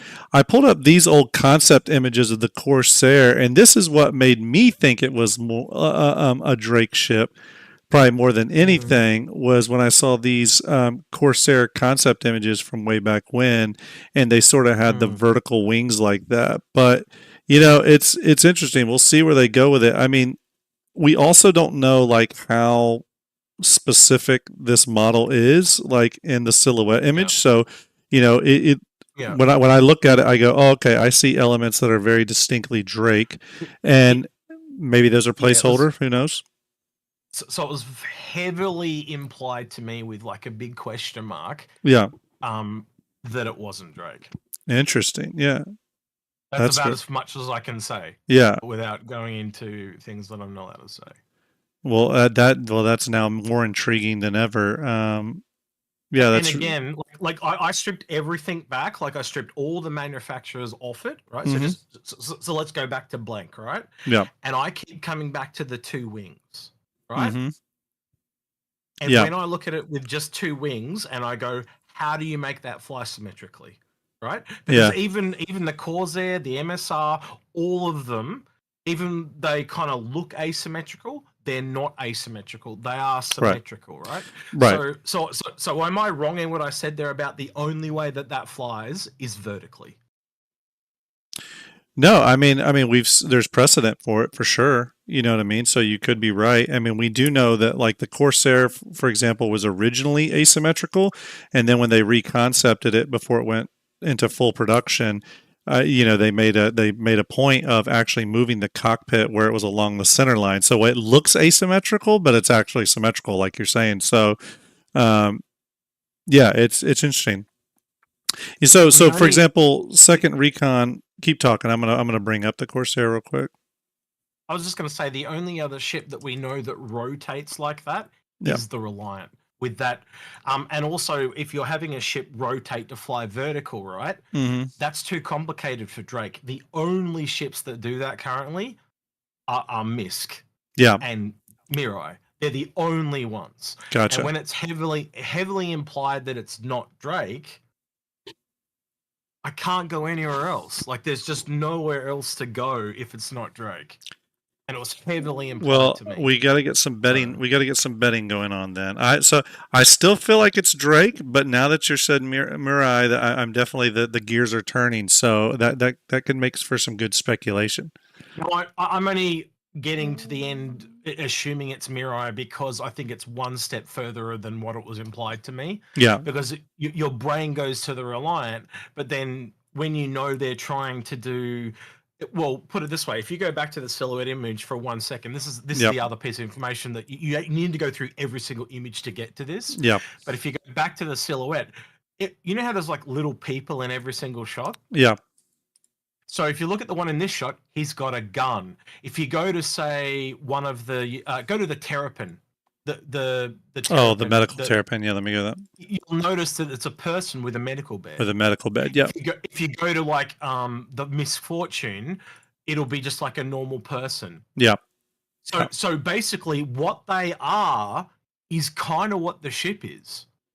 Yeah. So if that's a combat guy, that's a combat ship. So it can't be if it has to be Misk or Mirai and it's combat, it must be Mirai. And that's how we got to the fact that it's so if it's not Drake. Because I was thinking Misk or Mirai, and so therefore it's got to be Mirai. Because I was thinking Drake Heavy Fighter originally. We thought that as well. That's kind of where we went, but we just can't get away from the fact that it needs to have 3 wings to be a Corsair. It's only got 2. And as soon as you get to 2, it has to rotate. And if it rotates, it can't be Drake because they don't do complicated.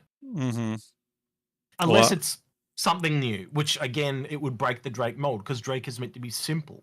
Yeah. I'm definitely excited to see what this one is probably the biggest question mark out of the entire silhouette list for this year. 100%. 100%. A lot of them were very, very safe.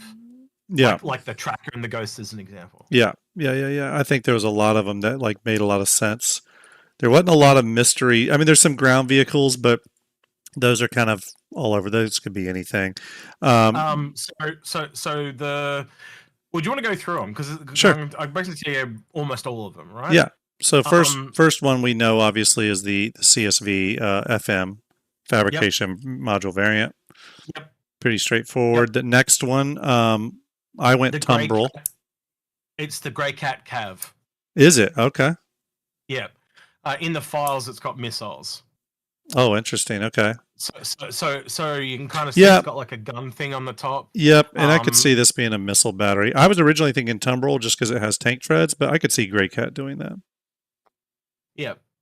Again, it could be something different, but just based on the stuff that's in the files. As I said, the other thing is a lot of these things are very safe, as in they didn't go too far down the road. Yeah. And again, a lot of them we knew that were coming already. Like, they just showed us ships that did. And someone, one of the things, I need to talk to Space Tomato because in one of his, I'll talk to him about it later. So no problem. Anyway, go on to the next one. Next one, obviously, Anvil Ballista variant of some sort. Atlas platform variant, yeah. I don't have pretty much anything to add to that other than it looks like it's got a lot of wheels. Yeah. Don't totally know why we need another one of these. I'm sure there's something missing. You remember the Argo MCV? Yeah. It's not that because that sits on top of the Atlas platform. You can actually see the trailer sitting on the top. So it's definitely not that. It's something else again. Yeah. It looks very self-contained. So I'm not 100% sure what that is. A little bit of a mystery, but I don't typically buy the ballista, so it's always a vehicle that I haven't had a lot of interest in it. Yeah, vehicles don't really interest me either due to their price. Obviously, Hornet Tracker, Hornet Ghost. We've seen some images of these. And I think they'll get through the entire variant list at some point. Medical Terrapin. So here's a question on this one. So in chat, you can follow along with this. So the Terrapin, my only issue with the Terrapin is it's, in my opinion, an overpriced ship, and the Medical Terrapin, especially when you can look at a competitor like the CAR, like how are they going to justify this? The only thing I can think is that either the Medical Terrapin will either have a tier 2 bed in it, or will have, or it will have 2 beds in it to justify the cost. One, because you saw the video. You saw the video from CitizenCon. It's clearly dead in center. Is it center? No. I wonder if it's tier 2 bed then. But I'm going to float this idea to you as well, because I floated this idea myself. And the only kind of thing I just put out there, and I'm not saying I'm correct. I just want to put the thought out there. Yeah. Scorpius and Taris. Okay. You remember what happened with it? Yep. It went down in price. Right. And the Terrapin is way too high for what it is. Yeah, the Terrapin. I know a lot of people like the Terrapin, but it's always a hard ship for me to cheerlead because it's so expensive. There was a time where I wanted one, and then I looked it up, and I was like, "Oh my god!" And I was like, "Nope, not getting it." So what if it came down, say, by like $30 to like $190 or something? Yeah, that'd be interesting. Above the red and below the Terrapin. Yeah, that could be interesting. I still think it. What's the red? The red's got 2 beds in it, right? 135, 2 beds, tier 3. So I think this needs a tier 2 bed. I'd assume the bed might be a tier 2 or tier 3. I don't know, but really, at the end of the day, the speciality of this thing is things like. Do you remember the moon they talked about on Castra with all the toxic environment and stuff like that? If you, because we talked to SA, one of the military guys, and he basically said it's. Excuse me, I've got a bit of indigestion. The Cutlass Red can't really do combat. Right. So this is meant to go into the line of fire. Yeah. And the other thing we're potentially suspecting is it actually has the drone off the I can't remember the name of the drone, but the one off the Apollo. So it can actually rescue people and bring them back in. So under combat, think about it. You go in with your scanners, you find the body of the person, you kind of fly in, detach the drone, avoid all the gunfire, pick them up, put them in it, and get the hell out of there. Thank you, Shad, for that follow. Appreciate it. So is the medical drone, is that like hover gurney that like can fly on its own sort of thing? Or am I thinking so? I'll see if I can find the name of it for you. But it's Apollo's. Yeah, I think I've seen pictures of it. Destroy, thank you for that sub. Algrid knows it right off the top of his head, but I can't remember. Yeah, it's going to be really interesting to see what they do with the Terrapin and the medical Terrapin again, just because, where do you it'd be nice if the medical Terrapin is what spurs on the price adjustment. Shepherd med lift drone. Shepherd med lift drone. Are you able to bring up the little footage that it has of the Terrapin that's sitting on the IE floor? I don't have it in front of me. I don't think I have it either. Oh yes, okay. I got that drone picture up though. Stand by. Let me pull that up. Yeah, here's that drone though. Yeah. The Shepherd. Yeah, I found that. Yeah. Yeah. This is the medical drone essentially that can sort of put someone in stasis or whatever, and then hover them back to the ship. And this is the one that the Apollo is supposed to have. Yeah. I'm trying to find the there's a clip of it. But anyway, as it pans onto the back of the medical Terrapin, something moves. Oh, I did see that. In the clip. Yeah. And I went, that could be the drone. And it almost looks like there's like a hole there, and you can almost see through. And directly under that would roughly be the bed. At one point during the clip. And I'm just totally throwing ideas out there, but if you think through what you've got to do, it's a search and rescue under fire Terrapin. How do you do that with essentially one operator? Because there's not a second seat anymore. Yeah. And the only way you can do that is an automated drone that you scan, find the person. When you get there, you click the drone. The drone already knows where the body is. It flies to the body, picks it up. So it's almost an automated drone that it goes to A, comes back to B, and you get out of there. Yeah. Yeah, that sounds like something that would make sense for the ship. And again, it would help justify that cost. So yeah, it would.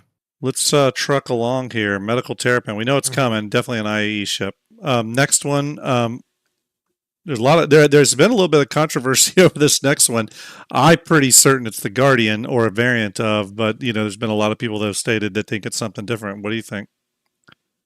I think it is more than likely the Guardian, but not what people think. And let me clarify that. The guy in the picture, he don't have a gun. Yeah, that's true. That's true. I think it's the Guardian Kwai or Chi, the racing variant. Ah. Because again, and they're combat or racing. And another thing, you say that, and I know on this silhouette it would be hard to see it, but you don't see any guns on this thing. Nope. And there's the man in the photo, you go through every single one and look at the person standing in the photo, and it almost verbatim tells you what they're doing. Yeah. It's actually one of the biggest clues in this entire video that has allowed us to work stuff out. Yeah, it's interesting. You know what? I agree with you. I think this is probably some sort of racing variant or something, because I do think it's interesting. We don't see any weaponry protruding off of it like we do with the Furies, unless they're like inboard or something. I don't know, but it would kind of go against the design language. We'll see. I think the racing variant. I think you're right on that one. Next one, Misfortune. Are we thinking this? I know you think it's a ground salvager, right?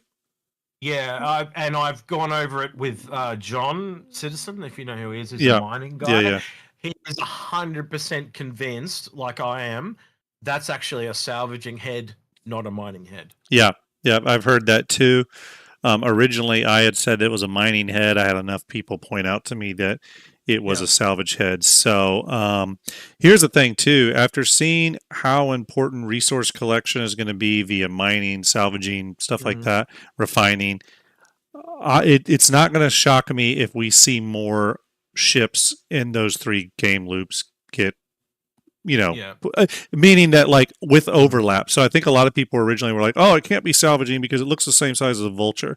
But I think they're going to want a bunch of different variants of those type of ships, because I think those ships are going to be like 90% of the bread and butter of how people make money in the game.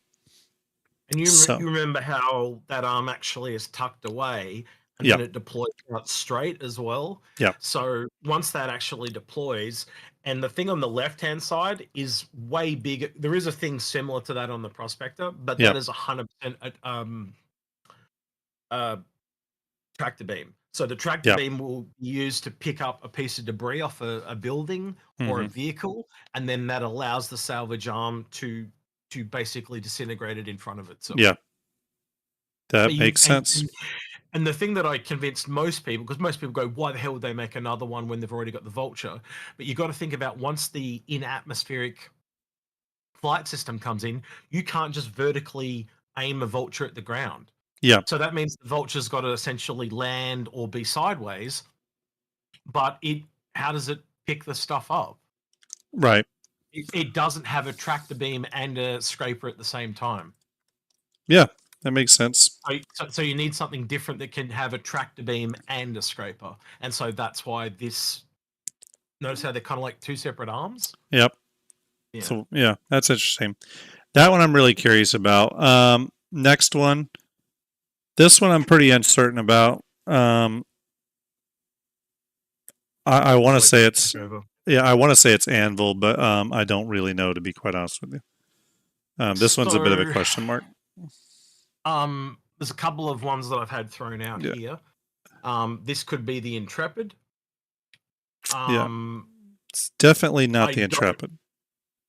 Why do you think it's not the Intrepid, please? Well, I've seen it, and it doesn't look anything like this.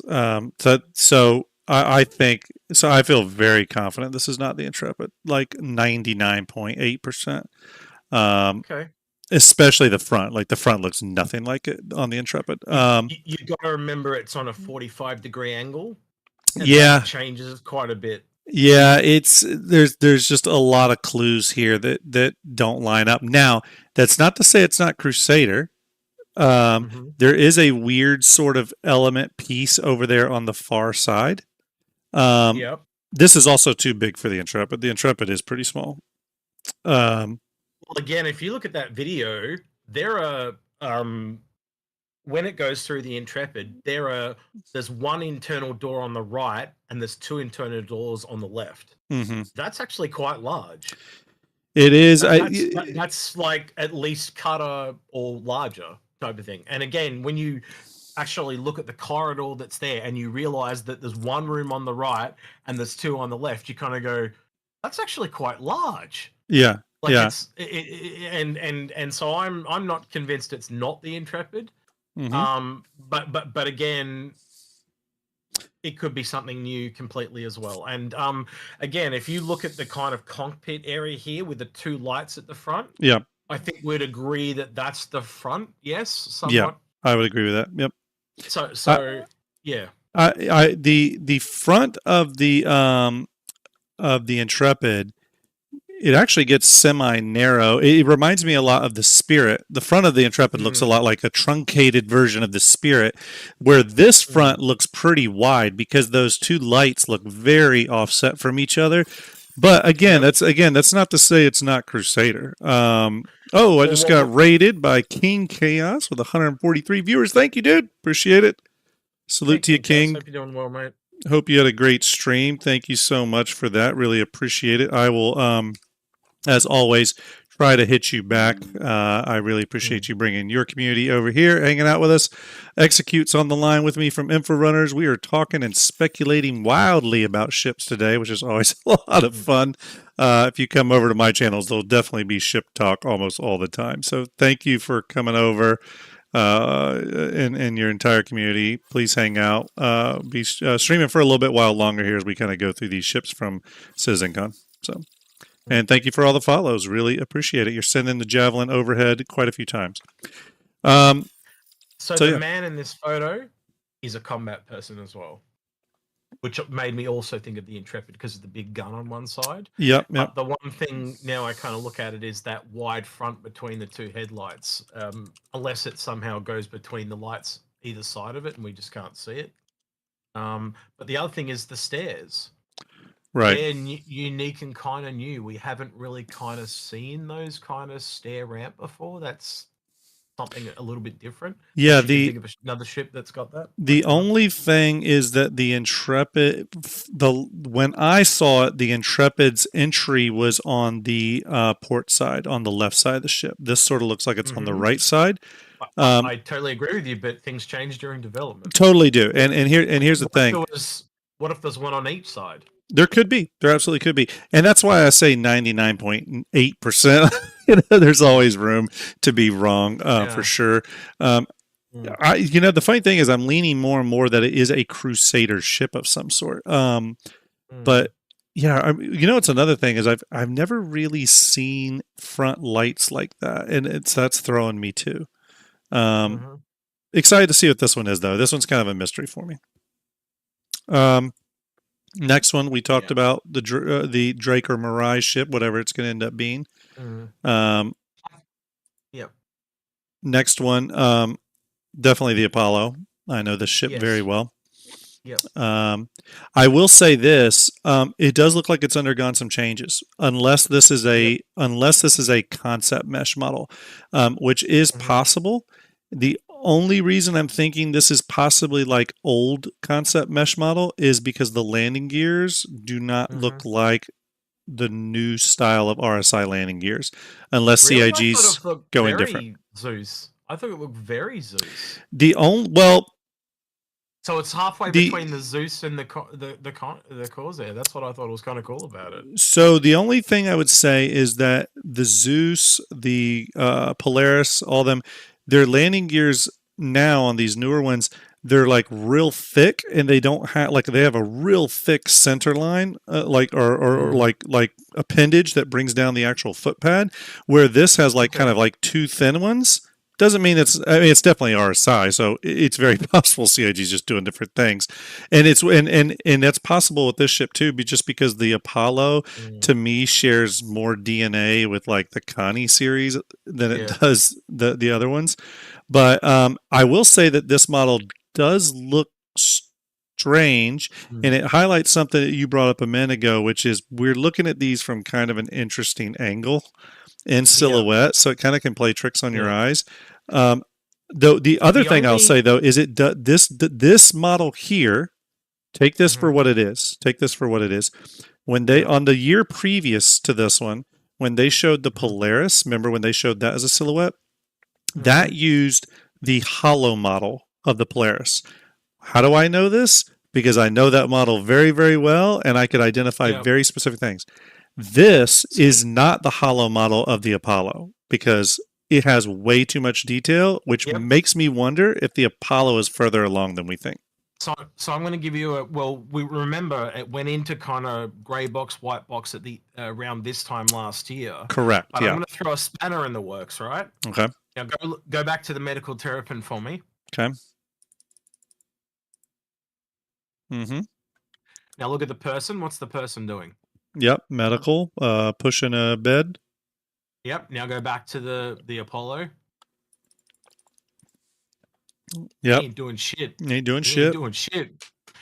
I think it might be a variant of the Apollo. Could be a variant. That makes sense. Because it's just not doing anything. Yeah. He's just a regular guy. Well, now, the only ones that the regular guys have kind of appeared in, from what we've seen, is kind of like racing, and I think there's one in the Miss Fortune. Yeah. So, I just don't think it's a medical variant. That's interesting. I am a big proponent, and some people probably disagree with me, but for efficiency's sake, when CIG are building ships, I think it's always better to get more versions of a ship with the least amount of work, right? So for me, it makes sense on a lot of these ships that are like niche ships, like the Terrapin or the Apollo or whatever. I think it always makes sense to do a general purpose version of those ships. And when I say general purpose, I mean a ship that can carry just a moderate amount of cargo.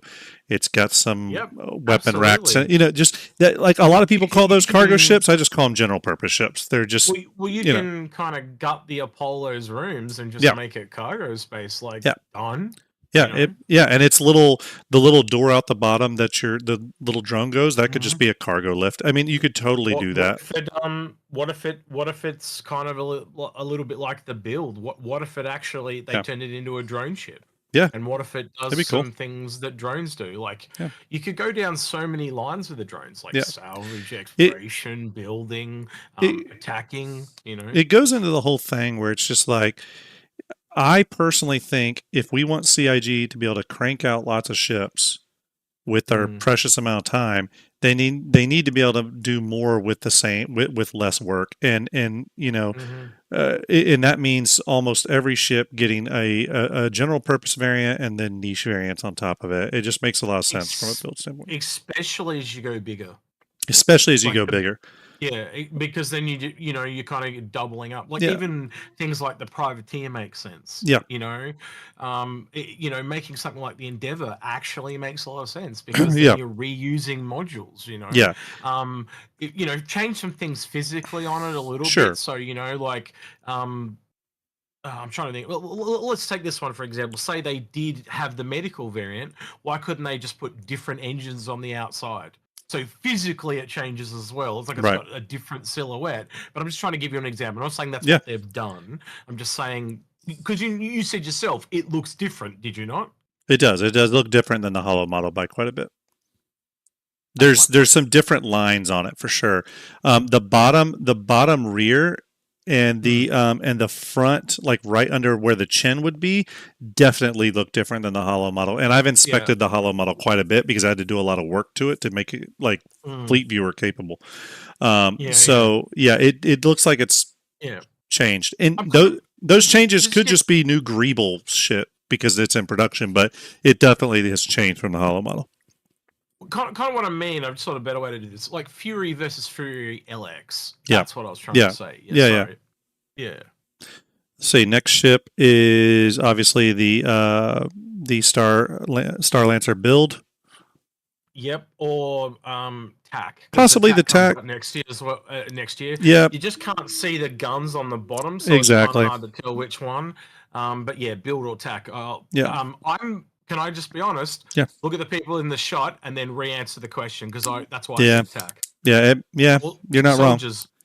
Yeah, I was originally saying build because I didn't see those guns, but now that I see them, I definitely think it's the TAC.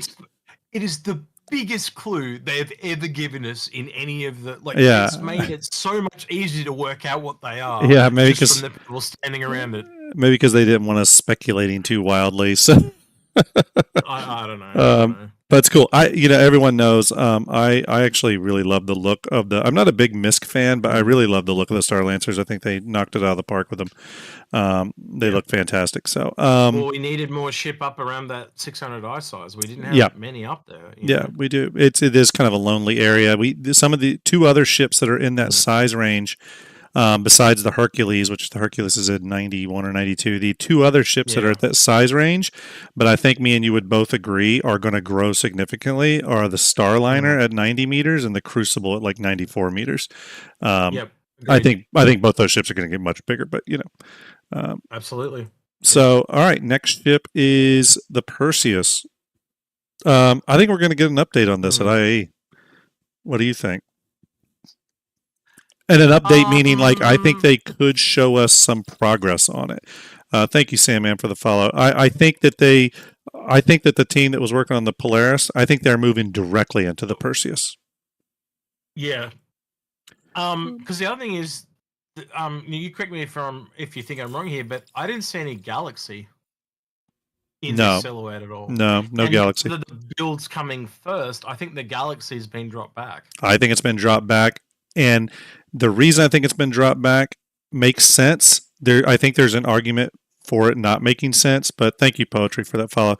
But the reason I think, John Crew even said in that Spectrum post he made when all the Galaxy controversy was bubbling up, thank you, Polly, was that the Perseus shares the most assets with the Polaris. That's why they're moving the Perseus into production. They almost were insinuating that the Polaris doesn't share enough stuff with the Galaxy. The only argument there is I feel like the ship that would share a lot with the Galaxy is the Zeus, right? A new civilian RSI ship.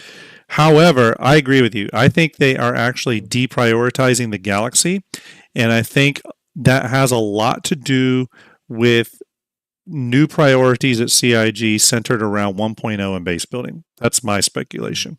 And in regards to that, the Galaxy didn't make sense for them to move on to. But at the same time, I feel like they still needed to maintain some sort of thread of consistency from what they promised us last year. So they're like, okay, let's do one more RSI ship. Now, has anyone? Yeah. I'm just having a real mental. Thank you, Fuller. You know how when you get a really dark image, people go in and they turn up the contrast? Yeah. Has anyone done that to this video? I have. Pull more out of it, or I have. You get a little bit, but it's not much. You really don't. It's like 2% extra detail, but it's not much. Here's one question though I have for you. Not really a question so much as just a thought. They said that the Polaris has a lot of assets that can move into the Perseus. I thought that was actually kind of interesting because from a lore perspective, the Polaris is like a brand new ship and the Perseus is old as shit. So I don't know how. But again, think about it from a texture perspective. You can take a style like an angular wall of RSI. Yeah. And if again, as well as I do, even Sure. wall pieces can be made up of separate panels. So they can have an old school panel, a new school panel, an old texture, a new texture. You get where I'm going with this. Absolutely. Yeah. Yeah. When we asked them, like, why did you make the Polaris first? They just went, we had to pick one. Yeah. That's just the one they wanted to make. Yeah. So, and from just from a ship lover perspective, the Polaris was a great ship for them to tick off the old list because it's one of those legacy ships. It's been around forever. Everyone asks when it's coming. They already had to disappoint people with the Banu Merchantman going back on ice. The Polaris was the next logical choice, in my opinion, just from a crowd-pleasing standpoint. Do you agree? It also kind of, I do. And it kind of also goes toe-to-toe with the Idris. Yeah, you know what I mean? Exactly. It punches up. So when the Idris comes in, it's just not going to be multiple Idrises. You're now going to have at least one other ship in that size class to chuck into that combat mix. Yeah, exactly. And the Polaris, and I think this is a good thing. It approaches combat. You're going to need to approach combat in a different way in the Polaris than you would in Idris. So I think that's interesting. A lot of people have asked, do I think the Perseus has grown? I'll be honest with you. Based off this image, it actually doesn't look like it's grown. Just based off the size of the people here, I do still think it's around about 100 meters. If it has grown, it's probably grown by maybe just like 5 meters or so. And the only reason I think it will have grown maybe a little bit is that if you look at the current cutaways for the ship, there's not a lot of room for the engineering stuff. There's a little bit, but not a lot. And with the new focus on engineering and wanting to make the engineering areas bigger on ships, a la the Polaris, I could see them lengthening the Perseus just to give a little bit more room for that. Thank you, Texiero. Appreciate it. All right. But how disgustingly awesome does that front turret look? Oh, it looks incredible. It looks huge. It looks incredible. Yeah. It looks incredible. And something I was pointing out earlier, because someone was asking if the Perseus would be upgunned to size 8s. My only thought against that was that much like the Polaris and its new bespoke size 6 turret and how much more powerful it is than where a normal size 6 would probably fall, I think that these bespoke size 7s on the Perseus are going to be a touch, like these are going to be a little bit more powerful than like your Ares size 7s. That's what I'm thinking, and then couple that with all the different ammo types you're gonna be able to use in this thing. So probably not at launch, but eventually. Yeah, I think that's the real bread and butter of this ship, though. It's kind of like you can, by changing the ammo type, it's almost like you're changing the guns on the fly. But obviously, the limiting factor then becomes it's only ballistic. So therefore, I think the fire rate on these is going to be incredibly slow. Yeah, and look, and what was it, 6 or 8 shots? In reserve, I think so. And then you've got to reload. You know what I mean? So, do you fire slowly, or do you just like fire all 8 and sit there while some poor bastard's trying to get all the bullets back in? You know what I mean? So, at some point, you're gonna have to control yourself. And it's easy to forget. I constantly forget this in regards to this ship, but don't forget the Perseus carries 20 size 5 torpedoes too, which is a decent amount. I think that's also why in the shot behind your head you've got a guy with a gun and then kind of a more normal person. Yeah. Because I think that normal person's the guy that's going to be running around doing the bullets. Yeah. So to speak. Yeah. All right. Next ship. One of the ones that I was most excited to see in the list, the Ironclad. I was really... So when I sit down with John and Ben, they consider this a Corvette. It really threw me. So I brought that large, not a Corvette. I brought that up on my stream the other day, and I credited with you with that. By the way, I said Execute had talked with the devs, and it was and this ship was referred to as the Drake Corvette. Another interesting thing, and this is why I tell people when CIG talks ship classes, be very careful reading too hard into it. Thanks, Rotor. Because when John made that Spectrum post, again, when he was dealing with all the fallout from the Galaxy thing, post CitizenCon, if you look at his Spectrum post, he says the next Anvil capital we're going to take on is the Perseus. He refers to the Perseus as a capital ship. Yeah. And the Perseus doesn't have capital components, I don't think. I think it's all large. But where I'm going with this is CIG does sometimes use those terms in weird ways that I don't know if any of us fully understand. No, I Thank you, Victor. wasn't until I sat down with them that I really realized how weird they were. Really? Because I went, that ain't a Corvette. And I literally said, to be a Corvette, it technically has to be an S5. And this is an S4. Yeah. Right? I said, it's essentially the same size as the Caterpillar in length. And he goes, oh, it's a little bit longer. And I said, yeah, but not enough for it to jump whole pad size. Right. And I said, it has to jump a pad size to be considered a Corvette. And he went, well, we've got it listed as a Corvette. And I went, okay, cool. No worries. It's just, that's what we're doing. I'm not going to sit there and argue with him. Yeah, I mean, so, yeah. And the cool thing with this one, me and you've talked at length at this before, but we are both Kraken owners, and we are Kraken captains, and any Kraken captain is going to be excited for this ship just because the CIG has directly referenced the Kraken in relation to this. J-Man, thank you for that subscription. Appreciate it. Did I get your name right? Sorry, Sam-Man. Sam-Man, thank you for that subscription. Appreciate it, man, very much. Giving you the double salute. But this is let me ask you this, based off your talking to them, do you feel like the Ironclad going into production is a sign that they want to get it and the Kraken done eventually? I mean, obviously they know people want the Kraken. Even when it played, when they were showing Nyx at CitizenCon, someone said release the Kraken, and the dev on the stage even repeated it. I mean, CIG's well aware of the Kraken's popularity. Yeah, Ben was very excited when we talked about the Kraken very briefly, because I basically, after we talked about the Ironclad, I said, so that literally means there is no other ship in the gap. Like, you can go straight into the Kraken, and they're kind of like, we can when we want to. Yeah. And they will know when they're going, because the other thing that came out, I don't know how much you heard on when we were talking about it, but basically they have an 18-month lead time on ships. Right. So last year, when he talked about the Drake Corvette at CitizenCon, he already knew it was in production.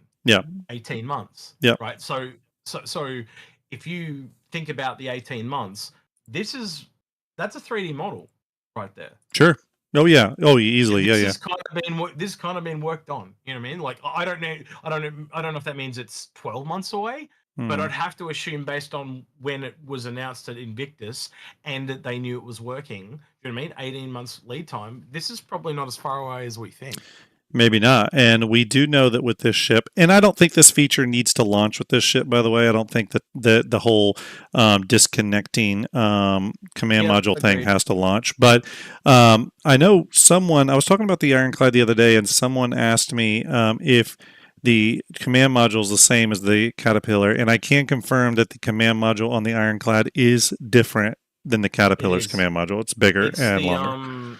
It's mainly because in the back area it needed extra seats. More seats, right, for the bigger crew, right? Yeah, and I think you and I were talking about it was like an extra 4. Yeah. 2 on each side. Yeah. But yeah. Do you think we could be getting one of the big things whenever the Ironclad comes up, almost every time the Ironclad comes up, the first thing I hear someone say is that they want a base building or a manufacturing variant. Do you think they have any plans for other variants beyond the 2?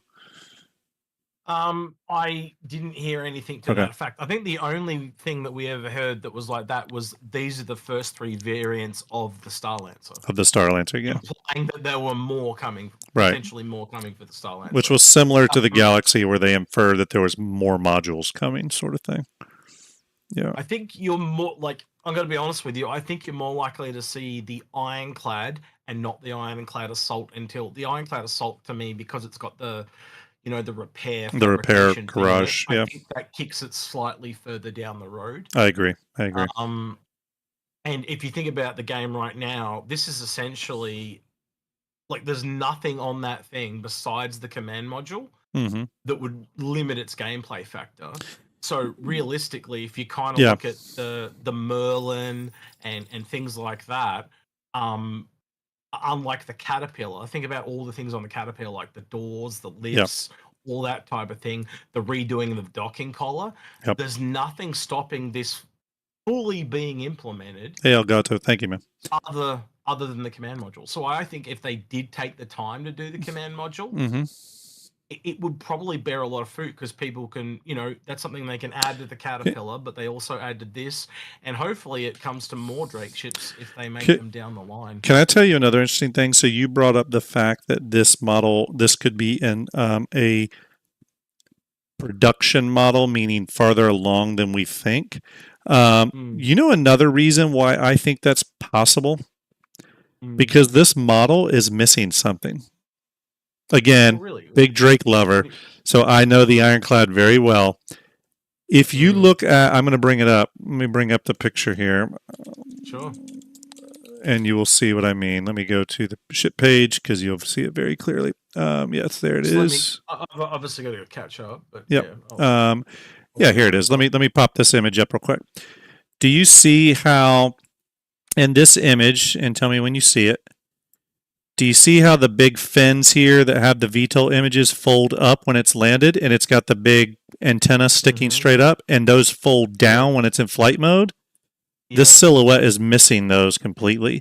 And it makes me think that they threw this model in there, but they're actually working on it, and that's why those things aren't there. Otherwise, they would have just thrown the hollow model or something in there, or their concept mesh, which does have them. So part of me, and again, I'm speculating wildly here, chat. So, you also got to remember it is slightly on that angle, but you're not wrong. Yeah, but if you look like in flight ready mode, you can see it here, and in landed mode, you see it here. So it's he is correct, Chad, if you think about it, because they would be up, right? So currently they are down, and you can kind of see. If let's say we take the left one, you can almost imagine that it's hidden behind that box on the left, and you can kind of because it's on that weird angle. The one on the right's hidden as well, so they're kind of hidden. So I'd agree. I would think. What you're saying correctly. For all we know, CIG removed the ability for them to even rotate, so maybe they're always down. I am speculating wildly. I have no clue. But when I saw this, what was funny was when people saw this, every time, like there's a few people that went, "Oh, it's the Pioneer," and they went, "Oh, wait a minute, no, it's the Ironclad." And eventually, I went, "Why did you think it was the Pioneer?" And I had someone point out that they were very used to, they really like those front nacelle VTOL thrusters on the Ironclad, and you don't see them here. And I was like, "Oh, that's interesting." So again, we'll see. I mean, if you watch the Ironclad video, which I did just the other day, you will see them moving around the concept mesh of the Ironclad, and it's pretty detailed already. So to me, it looked like a ship that they were really like putting some effort into. Now, to be fair, when I saw the video of the Nautilus's concept mesh where they're walking all through it and it's animating, I thought that ship was about a month away from being done. So concept meshes can be deceiving sometimes. Yeah, I heard a lot of reports that they wanted. You remember when they had the like pods on what was it? You remember the prison variant of the Caterpillar way back when? Yes. Yep. If you think about that from gameplay terms, having all those individual like capsules or modules, or a giant open space where you can just do whatever you want. Right. You see where I'm going? Yeah, I see what you're saying. I think this might have some kind of gameplay mission repercussions that they're upgrading from the Caterpillar to this. Now, I could be completely wrong, but the fact that it's exactly the same length, but basically just wider, and what I always try and put, like, why are they making this ship right now? Right? And a lot of the time, like, they'll go gameplay feature X, and then you can almost directly link gameplay feature X to some new ship coming, right? Yeah. What do you get for the Ironclad? Like I know you and I naturally go, "Oh, we get the Kraken," so we don't give a shit. But like when you look at the Ironclad on its own, what do you get? Well, we're getting a cargo ship, and we're getting a more pirate-orientated cargo ship. Yeah. But we kind of have the Caterpillar already. Like, I can't see what they've told us really gives us anything extra. So The other only than the what I said is only that yeah. extra space. The only thing I can think, like the only reason I see for the, again, I'm glad it's going into production. The only place I see, or only reason I see for the Ironclad going into production is that there is a kind of a weird gap in cargo ships where you go from like C2 Hercules, which I forget how much it is, was it like Cruise. 600 Yeah. whatever? Yeah. And then you jump to Hull C, and there's Yeah, nothing in the in between. That's the only reason. That's the only reason I can say that. You're not wrong. There is definitely a space there because it's pretty much double the C2. Yeah. And it's obviously still a lot less than Yeah. the whole set. And No, and you're not wrong. and the weird thing about that is, I mean, I'm glad the Hull C's out, but if you take a step back, it's kind of weird. It's kind of weird the Hull C's in the game. Tech Zero's got a good point. Ironclad for Pyro, because you can put vehicles in it, but you can also still, especially if they bring the assault in, it can still transport the larger vehicles as well. Yeah. Because the only thing that can do that right now is the C2, so it does give a bit more vehicle transportation as well. Yeah. Technically, with the roof that opens, it also is a cheap man's Liberator. Yeah. Yeah. Exactly. That's a really good point. That is a good point. They might have chosen it because it's technically, I believe it's smaller than Liberator. But that's a lot less work because it's just a giant bucket. Yeah. I never thought of that. Thank you, Tech Zero. That's a good point. And I think that it's an easier lift for CIG to do large Drake ships than it is to do large Anvil ships, only because with large Anvil ships, all they really have is the Carrack, and the Carrack is not a ship that was developed with no problems. You know what I mean? The Carrack is known for going through massive reconcepting. So, yep. You know. Well, they don't have enough anvils yet, but also you kind of get more for the Ironclad. You kind of get an Anvil Liberator-like thing. You got the cargo gap that we talked about, and you get the Kraken. Right. So you're getting a lot more, like, and it's the same thing with why the Galaxies dropped off. Yeah. And you got the build instead because you get all that MISC stuff. Yeah. They can kick the Galaxy down the road, and the only thing you're getting out of it was base building. Yeah, and you've got that elsewhere. Yeah, and the other thing, the Liberator moves ships and vehicles. The Ironclad can do that, but also move cargo. And whenever you have the moves cargo feather in your cap, I think CIG is a lot more willing to put it in production. Yeah, makes it more of a generalist. Yeah, let's go to the last one. And this one, for me, I was curious what you thought. I own a Pioneer, and this one was the biggest surprise to me. I mean, not necessarily that I figured that it was going to get reconcepted with a focus on base building. I knew things were going to have to change. When I saw the base building preview from last year, I was like, how is the Pioneer going to do this? So it's not surprised to me that they reconcepted, they rethought it. But it is surprising to me that this is going into production. Now, it may take them 2 years to build this monstrosity, but that shocked me. That genuinely shocked me. And I will say, too, I don't know how you feel. I haven't heard your thoughts on it, but I absolutely love the new concept of the Pioneer. Like, everything they got planned for it. To me, they took a ship that was exciting and interesting, and they actually made it even more exciting and interesting. Like, and sometimes reconcepting, you always feel like they'll recon something and you go, yeah, it makes sense for the game now, but I sort of feel like its original vision got neutered a little bit. I do not feel that with the new concept, the Pioneer reconcept. To me, it just, the smart stuff too, with the fact that the landing gears have integrated extractors, it just seemed like CIG was like, you know what, let's make a ship that no one can argue is badly thought out. You know what I mean? Yeah. So there's a lot to unpack here with this one. We did talk about this one for quite a while with John and Ben. Yeah. So I'll do a little bit of a rapid fire then. So the land gear stuff that you just talked about, that kind of really opened the whole idea for gas extraction still. There was a lot of things during CitizenCon in the inventory thing that talked about solid liquids and gases that we'd theorized about for years. So this is kind of the first, well, they're calling it extraction rather than drilling, but it still means drilling ships or under the surface things are still a thing. So I thought that was kind of cool. The fact that they reconcepted the ship, but it actually grew by 20%, and it's basically just a giant fabrication ship. Yeah. About 6 months after they sold the ship, we didn't understand why they'd made it limited, and we'd heard rumors that it had changed to a factory ship pretty much straight after it was sold. Oh wow, and interesting.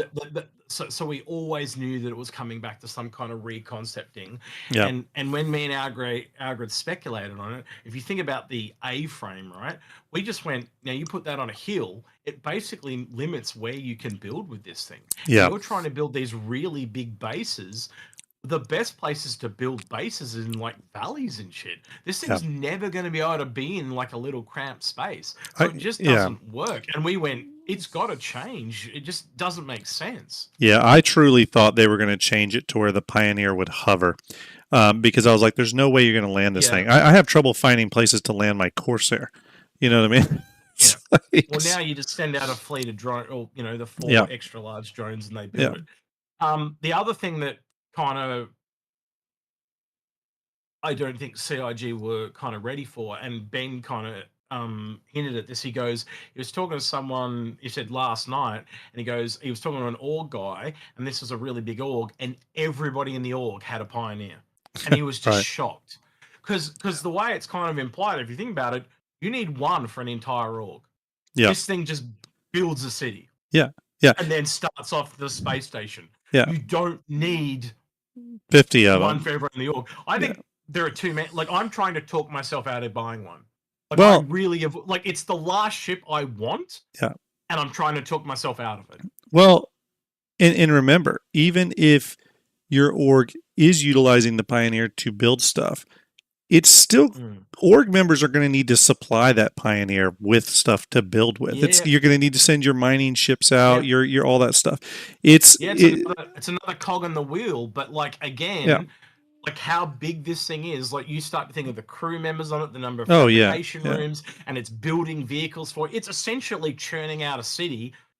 You don't need I can't possibly see him like you put 4 of these in the same place. Like, that's a mega city. That is... Oh, yeah. Like, and the amount of resources this thing is eating, because you got to remember, other than the extractor, that's not going to give you all the resources. It's just going to supplement.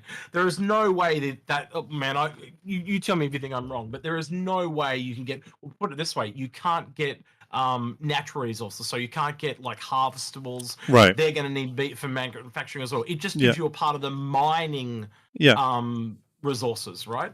So you add all this together, and this thing is just sucking. This is a parasite. It is just sucking in resources like crazy. I mean, it's easy to lose sight. I mean, it's easy to lose sight too of how big this ship is. Just so everyone knows, this thing is bigger than an Idris. At 247 meters long, or 243, I think, either one. I mean, it is. I mean, this is a monster. It is truly a monster ship. So, I mean, that shocked me. This is a big lift. I mean, if you would have told me last year that CIG is reconcepting the Pioneer and getting it prepped to go into active production, I would have told you you're crazy. I would have had the discussion, and I would have convinced you otherwise. Just from the landing thing, like, when you understand it's got to land, you just go, well, this can only land in very specific spots. If it's the best builder, you can't land in very specific spots. You've got to land exactly where you want to build something. So we realized very quickly it just doesn't work in its current configuration. He talked about the arm a lot, and I'm going to be honest, it was never the arm for me. It was never arm for me. The fact that big U shape. I love that it unfolded. The arm didn't do much for me. I knew the arm was going to have to go. There's no way. I think it was Astro Chronicles at one point did a 3D animation, kind of speculation one of it opening up, and even in his animation, I was like, oh my god, this thing's you're gonna need half a planet just to unfold it. I thought it would have been cool homage if they turned it vertical and that was the extractor. So it kind of like raised up and smashed into the ground or something like that. It was like it's fracking or something. That could have been kind of cool, but work, obviously. I have to get close to wrapping up, but let me ask you one final question on the Pioneer, because I'm curious about this. It's now going into active production. CIG said it almost made a point to say that at CitizenCon, where they said this is going into production in a week or two.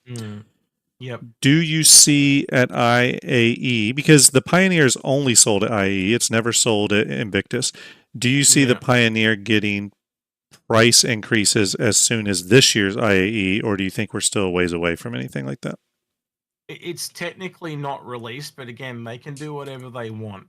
Yeah. And so they can look at it and go money grab. Yeah. They can, and there's a couple of advantages and disadvantages here, right? So let's say they do the nice thing and they just leave it where it is and allow us to get CCUs to it. Yeah. That would be sweet, right? That'd be nice. That'd be nice. A lot of people would be happy, and remove the limited tag. Yep. I agree. I think they should do that. Two, they increase the price, but it goes over $1,000. Yeah. Yeah.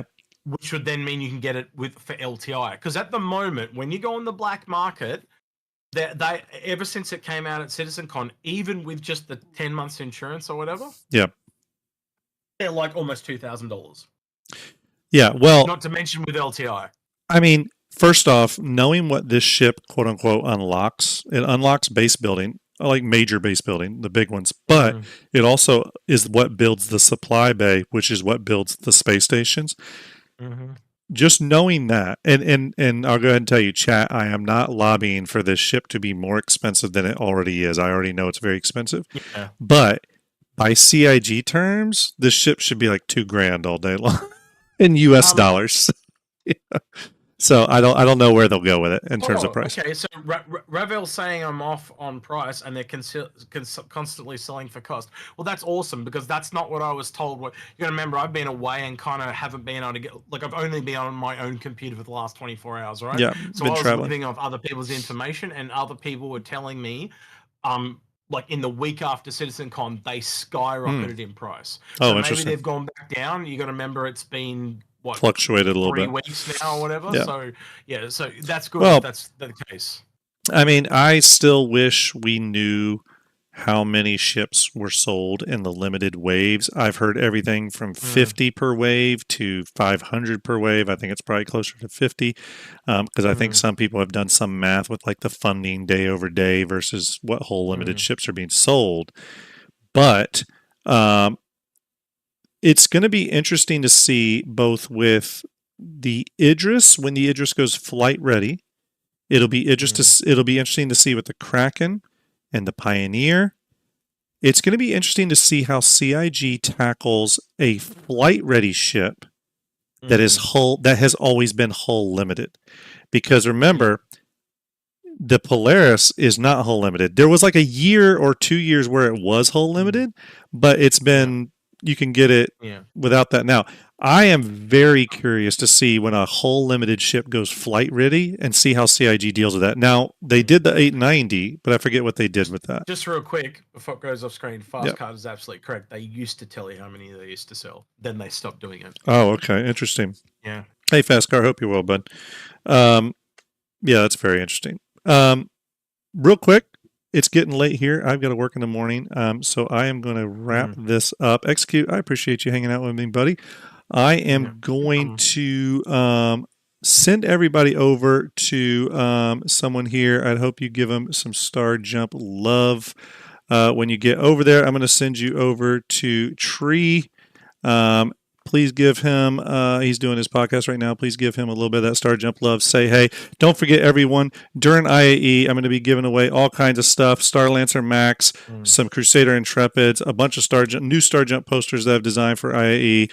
Please stay with me. I'll probably be streaming tomorrow night again, where I will be probably just playing some Star Citizen. But either way, follow the channel. Stick with me. Execute. Thanks for hanging out with me, dude. Everyone, do a kind thing for a stranger, and I will talk to you soon. Again, thanks for the raids.